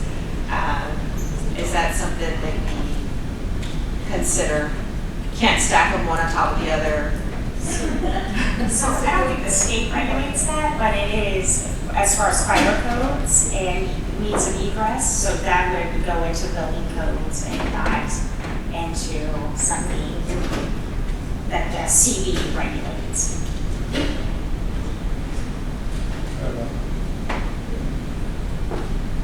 I thought you were all asleep, so I guess you guys are listening. Why isn't roof square footage included in what you report to the state? The reason I ask that because when we set up equipment in Vegas, we use room numbers, floor numbers, or whatever, and we have a lot of equipment on use, so we have to be kind of creative in descriptions to put it in Vegas. But I just want to know why we don't use the roof square footage as part of Oh, the roof. Yes, the roof is not considered. It has to be enclosed with 4 walls and a roof on top in order for us to consider it a room. So we can potentially add the rooms in the system and sort of code them in a way to where they wouldn't show up on our state reports or actually go to the coordinating board, but I've never been approached about it before. But we do that with other spaces on campus, like our park areas and monumental areas that still need work orders on them, but we don't actually want to report them in any manner to the state saying actual square footage we use. I think, a very interesting question. MIT has just completed in the last year or so a master plan for its roofs. Okay. And so it's an inventory of space and then the strategy for what do we do with this million square feet or whatever it may be up on the roof. Part of it, of course, has to be dedicated to systems and other equipment. They're also looking at it from the point of view of stormwater. How many of these roofs could be adapted for stormwater management purposes? How many could be adapted for human occupancy? I mean, you could, depending on structure, you could expand on those roofs. So it's another component of a campus master plan. And I think it's groundbreaking. It's won a number of awards. It's probably a campus that's completely run out of space, and they're really trying to determine how can we.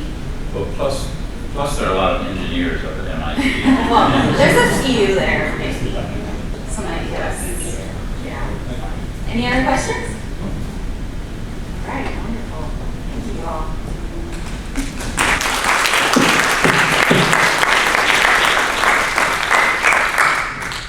Okay, we have a beverage break, but Mike wants to make one brief, quick announcement. Every guy that has an iPhone, hold it up in the air. If you look in your hand and you don't have an iPhone, let me know. I found one in the restaurant. All right, so it's not from this room. You know. Well, you have an opportunity. That's why I said guy. All right, so everybody can get up, stretch their legs, have some beverages, refresh their coffee, whatever, and then we'll come back at 11, I believe. But then before that, so you can get settled.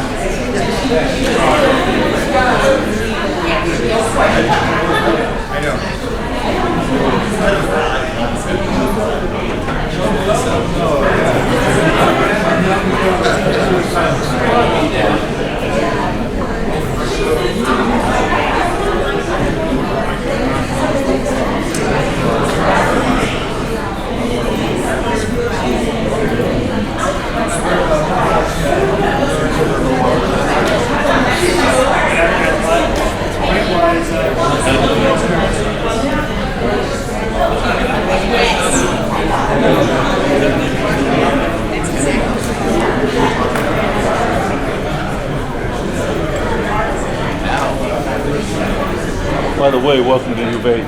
Thank you, sir.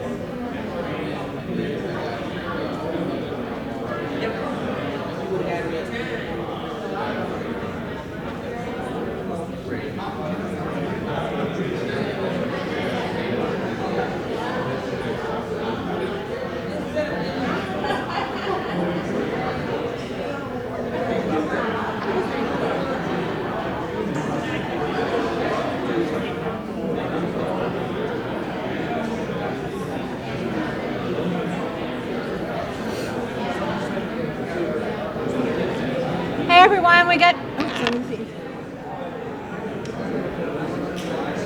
everyone, 5 minutes till the next session starts. So if you'll be gathering your things, finishing your conversations, exchanging your business cards, and get ready for the next presentation. Thanks.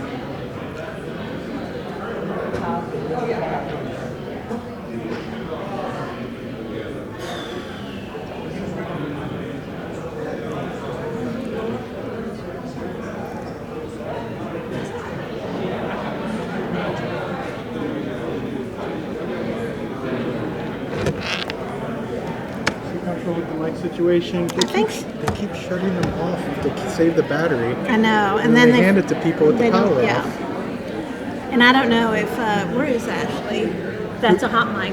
Yeah. Who's doing it? So Ashley Ross and then Jason. But I don't know where Ashley went. She said she was all ready, and she may be. Does she know what kind of microphone she wants? I don't know. That's why I'm trying to find her to see.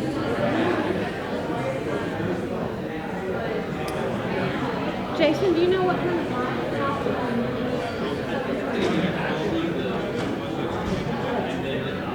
maybe more stationary here? Okay, so this is the mic, and then the one right here, this is the, so we're recording, so this is like the recording mic. Oh, okay. This is the hot mic, I guess. Then we've got this here, so I'm going to go ahead and turn it on so she's good to go. And yeah, all I need to do is drip it in her water. And then if you want to, I don't know if she's going to walk, and if she wants to, or if you'll be doing, you can, obviously do it here, or you can press this and move it forward. Okay, perfect. And it does have a, what do you call it, laser thing? Laser pointer, okay. If you need that. Perfect. Awesome.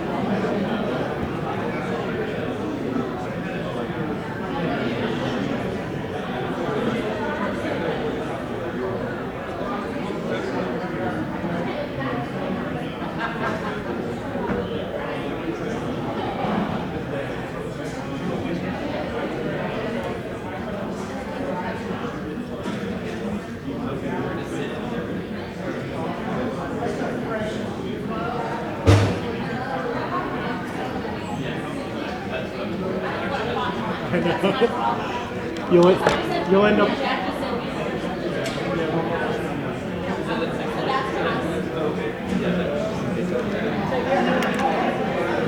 Great.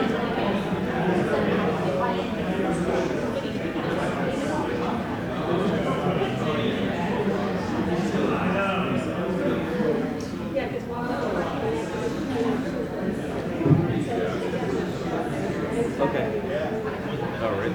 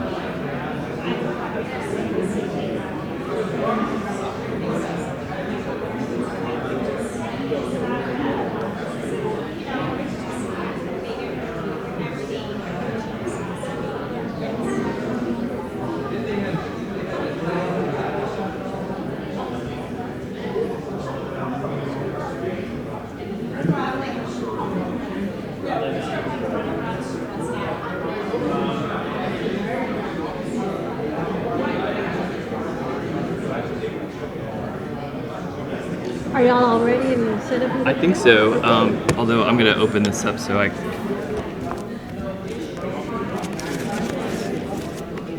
There we go.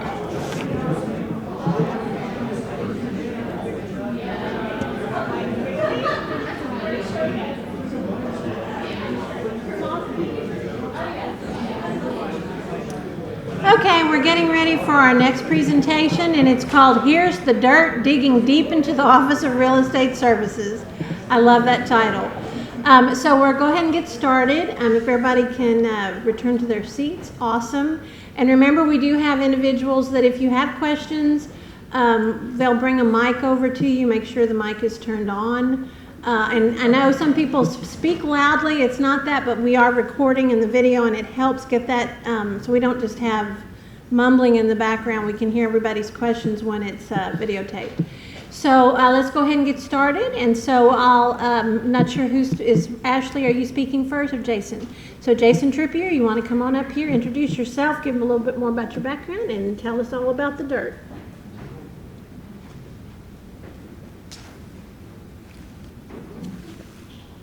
Good morning. Good, it's working. So I'm Jason Trippier, the Director of University of Houston System Properties in the Office of Real Estate Services. And this morning, we're very thankful for the invitation to present at the Facilities Forum.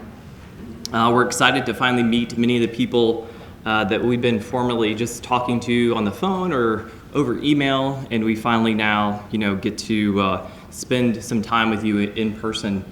And that gives us a little bit of time outside of the office and away from all the contracts and the deeds and the easements and all of those detailed things. So we do definitely appreciate that.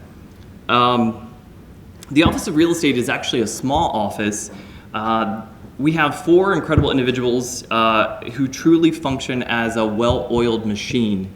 Our team has experienced exponential growth in responsibilities, and our work has led us to become an extremely close and supportive group.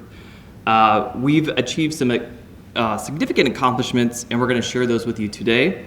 But before I get to all that, I'd like to take a minute to recognize Ashley Ross.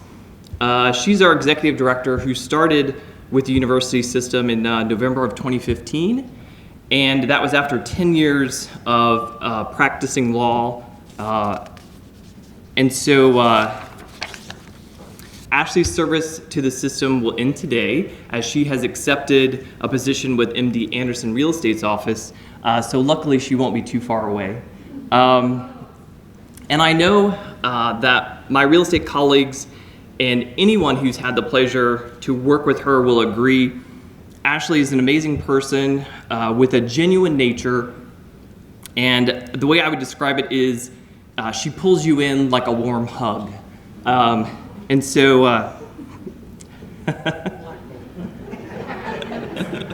so Ashley, we are grateful for your support, your leadership, and your never-ending desire to make work fun. Thank you for sharing these 3 years with us, and we wish you the very best in your next endeavors. So if you would, please join me in a round of applause for Ashley Ross.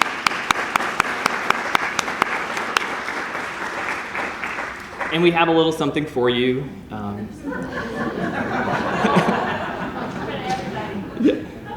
You don't have to open it, but just a little something for you.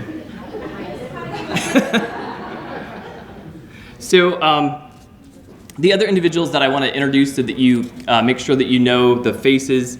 Janelle Raprasad, who is now Janelle Rodriguez, is there in the back. She just stood up. And as of, happy anniversary today. Oh, that 1 week anniversary? Is that 2 weeks? 2 weeks. Okay. Congratulations, Janelle. And then we also have Ingrid van Assendelf, who is in our office, and she has the pleasure today. So we were trying to figure out, we want to have something fun, so we have some questions that we'll be asking, and whoever the first person is to answer, we figured dirt doesn't taste very good, but we thought gummy worms might. So we went with gummy worms to go with our dirt. So hopefully you get to enjoy some of those. So I think we already did that. So to give you a little bit of an overview, the Office of Real Estate is dedicated to serving the campuses, the departments, and the auxiliaries throughout the entire system. We accomplish this through advising the campuses on real estate matters, and that includes market research and strategically planning campus development. We lead the sales and acquisitions of properties for the system. We oversee auxiliary properties and assets. You may have heard people talking, the Energy Research Park is now known as the Technology Bridge, and that name is official, so that's the new reference that you should be making is the Technology Bridge. And that includes fiscal oversight, leasing management, maintenance, construction projects, capital planning, and daily operations. We do a lot of interfacing with public agencies and third parties. That allows us to prepare and negotiate licenses, leases, easements, interlocal agreements, and encroachments. And then we have a lot of information in our office, so we maintain and catalog all the real estate documents, and we also manage the mineral rights for the system.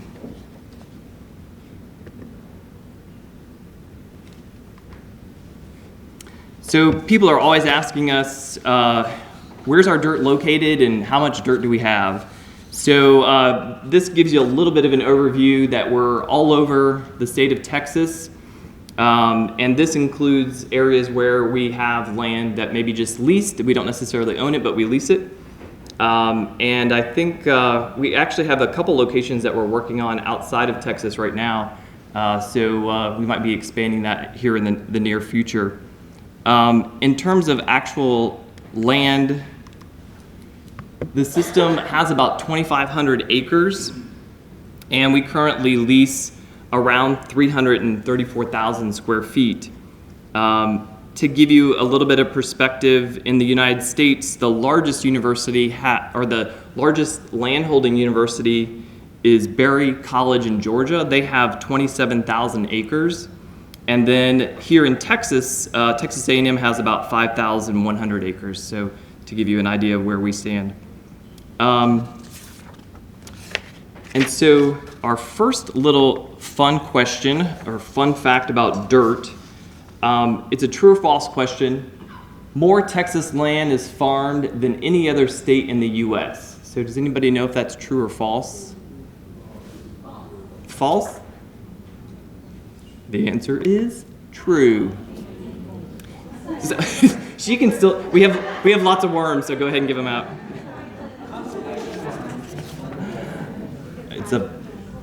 You ready, Ms. Ross? So Ashley's going to tell us a little bit about our real estate transactions. Okay. Hey, y'all. Right. Well, what a way to go out on getting to talk to you all about dirt, because we love working with you, and this is kind of some of the things that we've done over the past 2.5 years or so on behalf of the system. As Jason said, we're a system office, so we're here to serve you.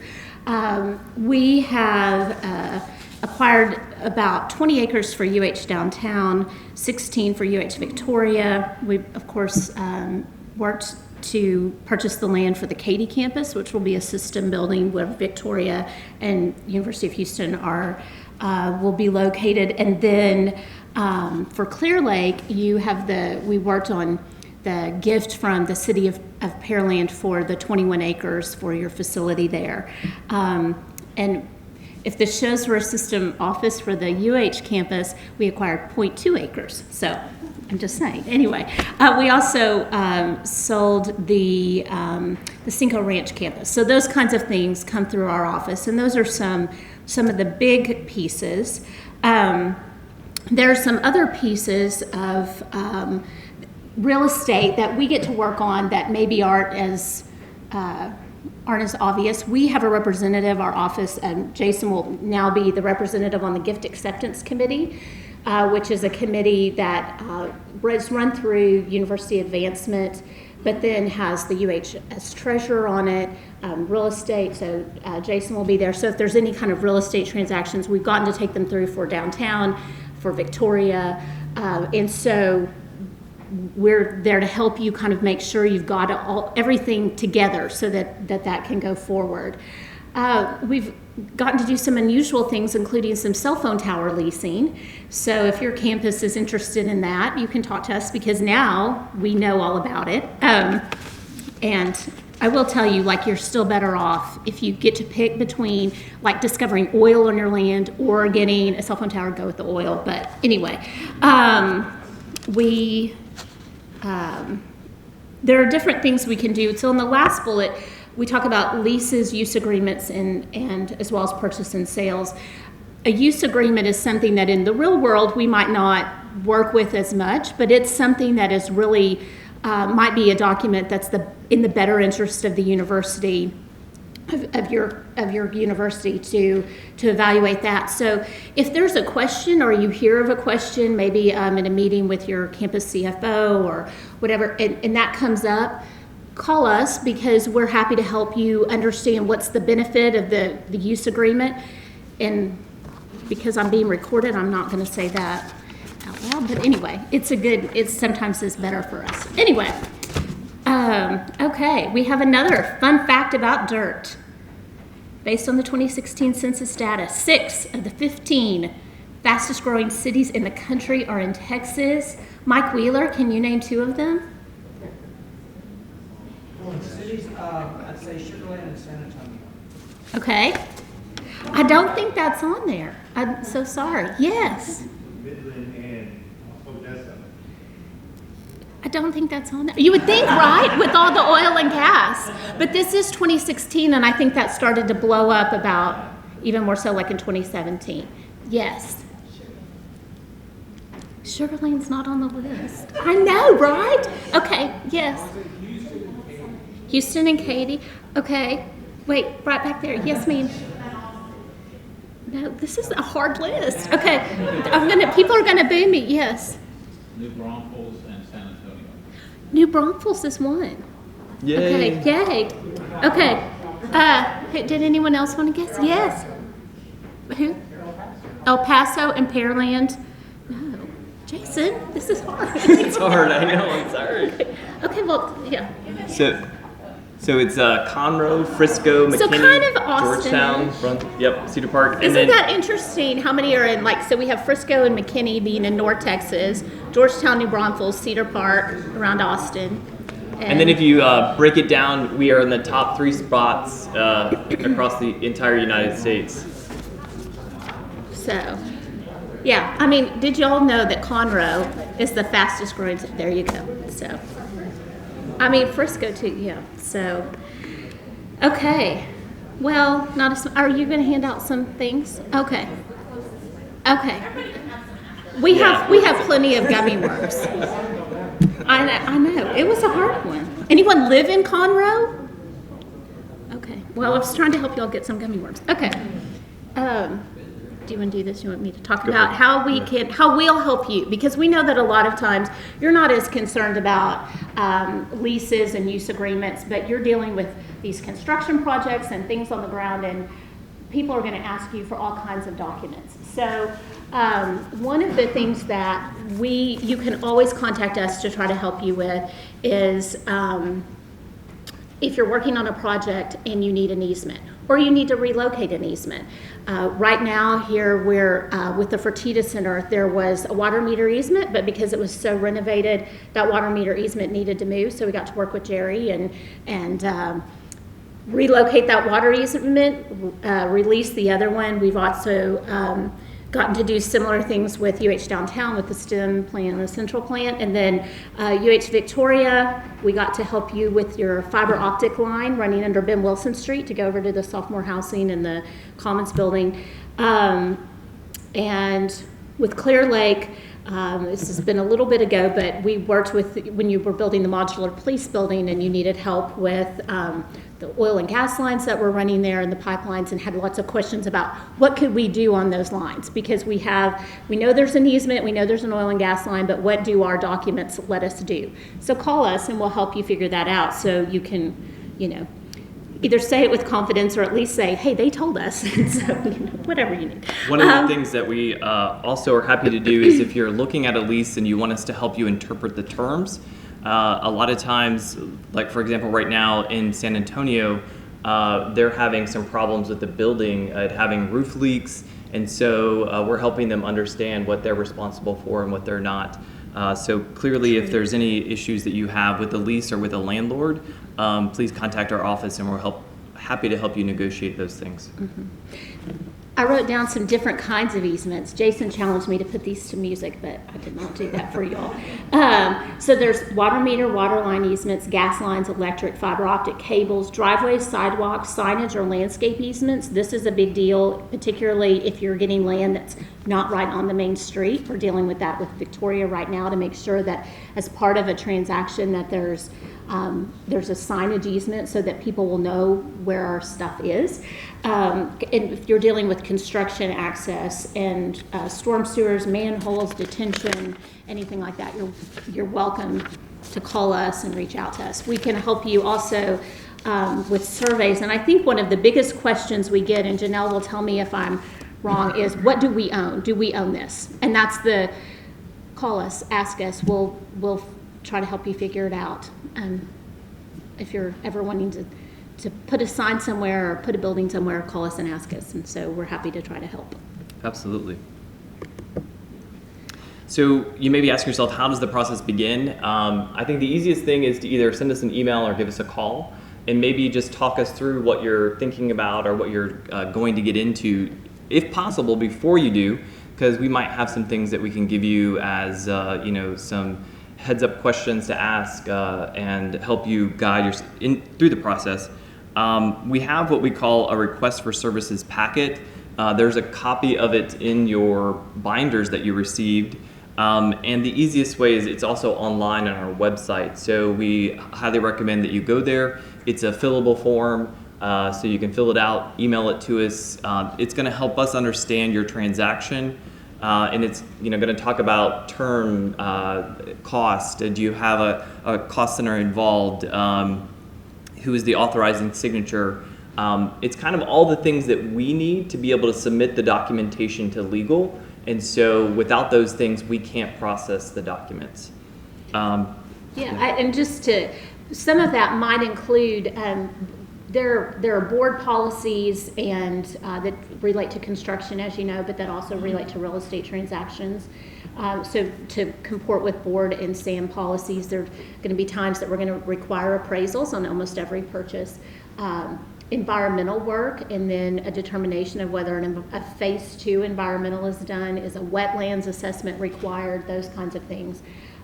So that sort of, those things fall under our responsibility, and we're happy to, of course, coordinate with y'all. And I know that you handle most of the surveying for your campuses and your universities, but if we can help with that at all, if we're going to buy some land, we're going to try to order a survey of it, and if there's not one, that's good. So that those are all things that we must do before that project goes to the Board of Regents. And just so you know, if there's any question, anytime we're buying or selling dirt of any amount, it has to go to the Board of Regents for approval. And any lease that's over $1 million for its term, or that could be over $1 million for its term, let's say it's a fixed amount, but it has a certain number of renewals that could total $1 million, that has to go to the board for approval. So we do, after the request for services packet, we get the document, particularly if it is an easement related to a construction project at your university, and you, they'll often, the city of Houston or the city of Victoria or TxDOT will give us something to go by. We're going to do an initial edit on that, just because by now we've worked with our legal team enough that we know some of the things that they're going to require. And so we're going to try to do that as best we can so that they can have sort of a pre-legal review. Send that back.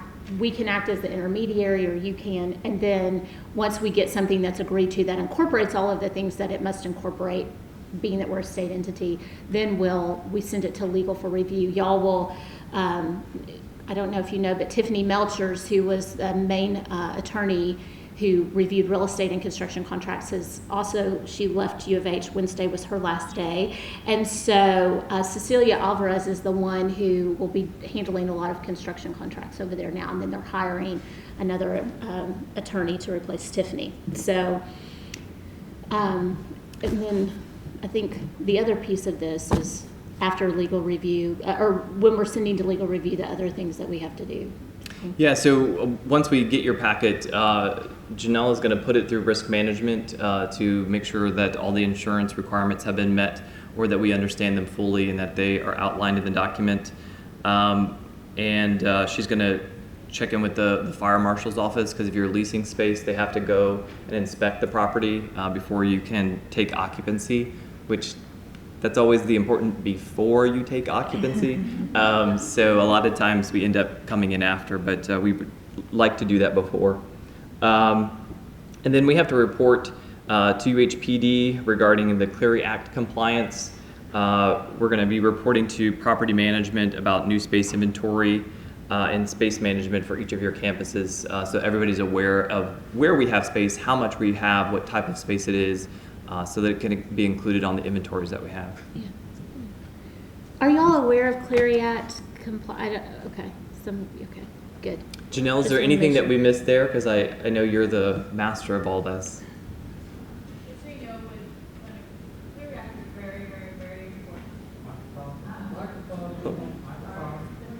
Oh, right there. Oh, how? It's still not okay.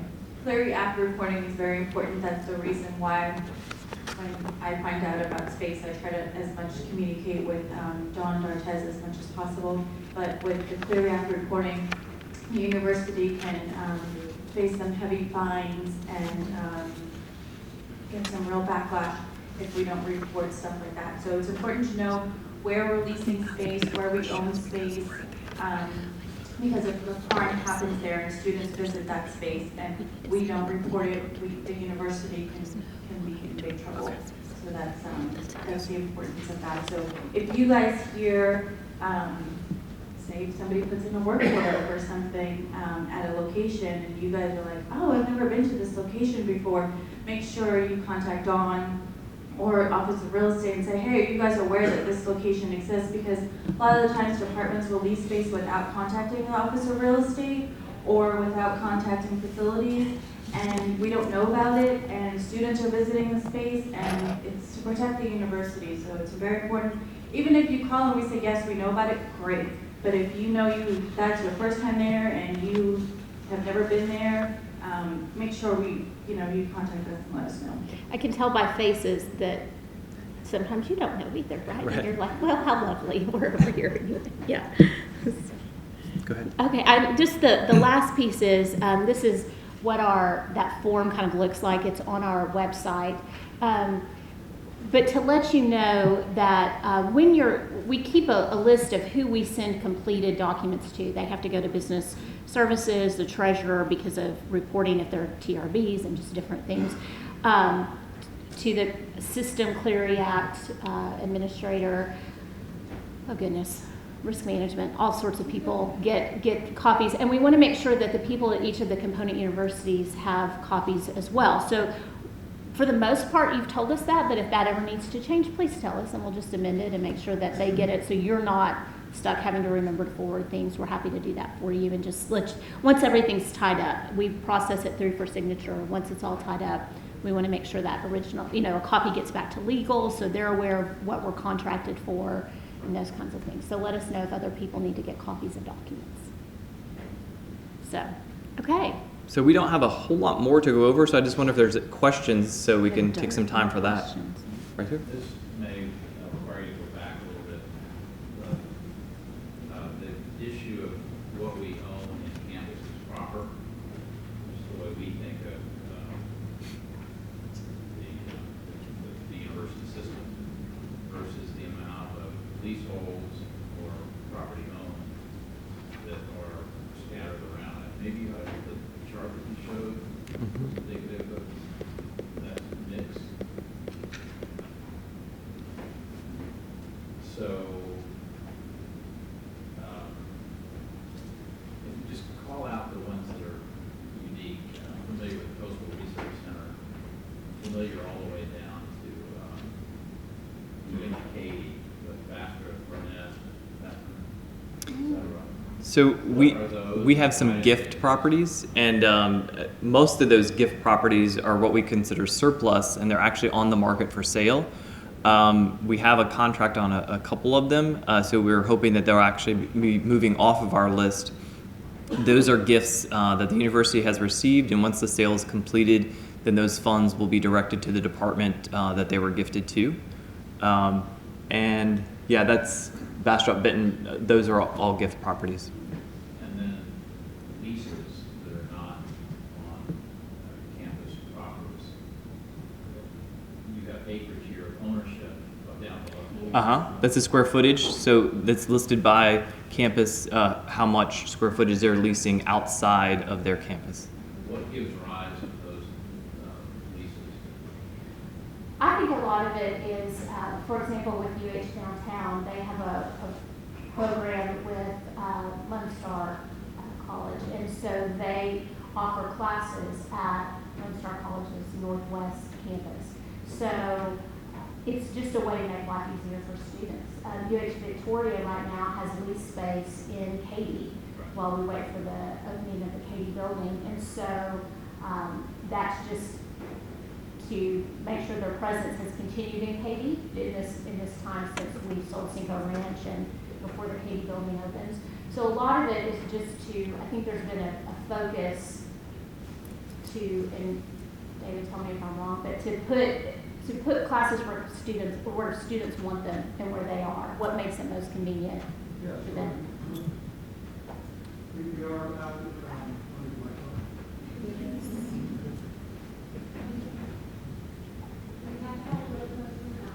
Okay.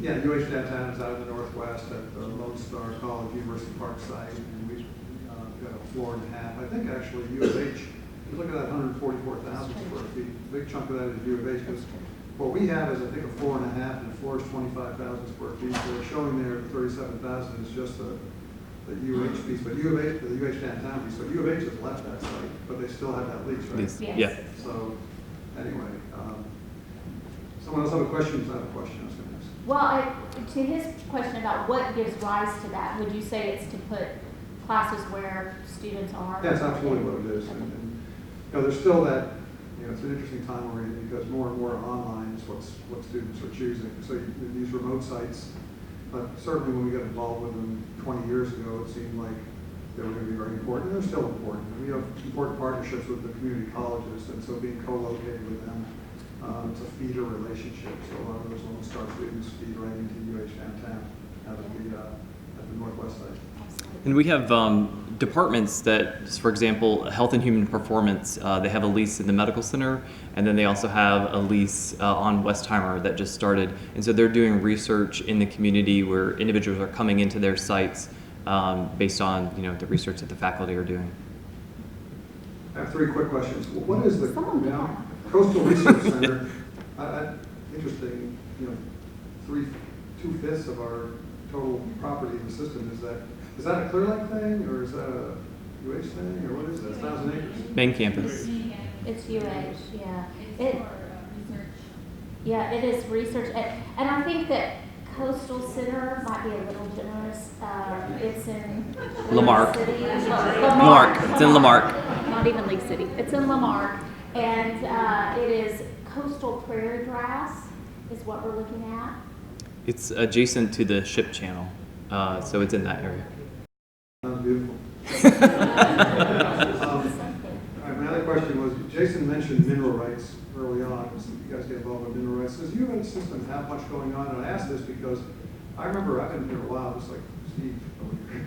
And I remember when the UH system used to receive quite a bit of money from oil royalties. The Melrose Thompson oil field way back 30-something years ago. Is that still out there?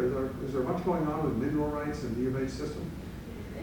Janelle is our main contact person with Northern Trust. Northern Trust manages all of our mineral interests for the system and on behalf of us. I don't think it's as much as we've had in the past because we have several that are not producing wells. But we are getting, how much per month would you say of mineral interest? Do you want to have the Jim's call? All of the endowments that the university has,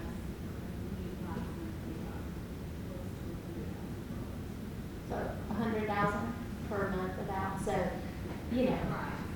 I've never seen any of that money. You gotta get, this is what I'm saying, cell phone tower leases do not make. And my last question is for Ashley. Strike oil. And that is, Ashley, you've had a chance to work with all of the component campuses over the last 3 years. I want to ask you, which is your favorite? Oh my goodness. Wow. All of them. Yeah, all of them. Y'all all produced some fun transactions, but I think we had a slide up there where we talked about the different things that we've gotten to buy for you. So Victoria, I got to buy an abandoned trailer park in part of the mall. For you, it's just a warehouse. That was a homeless encampment. That wasn't a homeless encampment. Yeah. But, so I don't, the people. I love, is this the one that's recording right here? I want to say that I love all of our component campuses. David, pardon? Oh, I don't hate you all equally. I hate some of you more than others. No, I'm just kidding. I'm just kidding. No, we like you. I know that sometimes we've probably driven David Bradley a little crazy, or tried, but you're a good sport, and Wayne Barron as well, and Ward Martindale. So we've enjoyed it. So anyway, I like you all. Any more questions? Is the Rockwood property part of the sale? It is. It's currently under contract. We're hoping it'll close on August 31st or before. The Rockwood House, that's a property that was donated in the 1980s to the, it was donated for the use of a faculty member in the College of Optometry. It's in University Oaks neighborhood over there. And we have no longer had a use for it, and so it's on the market to be sold. It's under contract. He's still right. Yeah. And so if you do have, if you hear anything also from your advancement people who maybe somebody is interested in donating a house or land, we like to, if we can, look over that ahead of time. It doesn't need to come to us first. It should certainly stay with advancement, but they might ask us and have several times to look at some things, because as you can imagine, sometimes people, what they're trying to donate is something that they can't sell, and there's a reason they can't sell it. I will just, we've been asked about one that was, it was landlocked property bordered by, I'm not even making this up, a creek that did not drain, so it created a pond, a cemetery, and a trailer park. And so that might not be something that is in our best interest to accept, given the potential environmental issues and things like that. So, you know, that's something that comes to us, is to kind of look at that and give some ideas on whether or not those are things we should accept, and would suggest to you that we accept. We don't, you know, give you as much information as possible so y'all can make the decisions. Because one of the things that we've learned about donations that come from out of state, it is difficult for our office to order appraisals and all the things that we need to do. And so our recommendation has been to the estates that they sell the property and then, of course, donate us the funds from the proceeds, because it is a very difficult process for us being here in Texas to manage something that's elsewhere. But, yeah. What other questions? Burning questions about dirt right before lunch. Yes. Do you ever buy land? Yes, we do. We have purchased. I was like, I think I can go back to that one. We have, yeah, we go. You'll take dirt and land. We'll take dirt and land. We love dirt. So I had this idea that we should like bottle dirt from every campus. They thought that was so stupid. But anyway, I just think that's really cool. But anyway, so yes, we're glad to buy dirt if you need it. Yes. Oh, can you pass the microphone to the table? Please. So what are some examples of use agreements that we have currently going? Good question. A use agreement for most of would be if we are leasing space to others. And I'm saying the phrase leasing space. I'm just curious. Yeah. The concept, I'm just curious which ones we actually have that we're getting benefit from letting others use our property. I'm trying to, there are, because what we have, like, I'm thinking about Health 2, what we have with Dentwell is a lease. So the College of Optometry, there is an optical room that is used, I believe, for laser surgery. And we have a third-party optometrist who has a use agreement to come in and use that 3 days a week. So that would be an example of a use agreement that we have. So sometimes I think, and I get your point, because usually for your campus, the use agreement is for, we want to come use this room for this conference. And so there would be a use agreement. We also will use them when it's something that it is like, they're not going to have exclusive use of that space. They're going to get to come in and do some counseling or see some patients on a few hours a week or something like that. So they're not really leasing space. They're using time in some space. So it's sometimes it's a better vehicle for us because it also you know, based on maintenance and repairs and things like that go on that are in a standard lease, it doesn't address all of those because it's for a certain time frame. So it will specify what they get to use and what they get to do, and it doesn't necessarily give all of the rights to all of the common areas and all of the buildings and things like that. So, any other questions? Okay. Well, Okay, we have one last fun fact. Let's see here. So, what is the northernmost, westernmost, and so all three easternmost state in the United States? Hint, it's not Texas. Anybody know? That is correct, Alaska. And if you're wondering why about the easternmost, it's because of the islands that stretch across the 180-degree line in the eastern hemisphere. So Alaska hits them all. So thank you. What did you learn something about it? Exactly. And we have gummy worms that will leave for anybody who didn't get any. So thank you.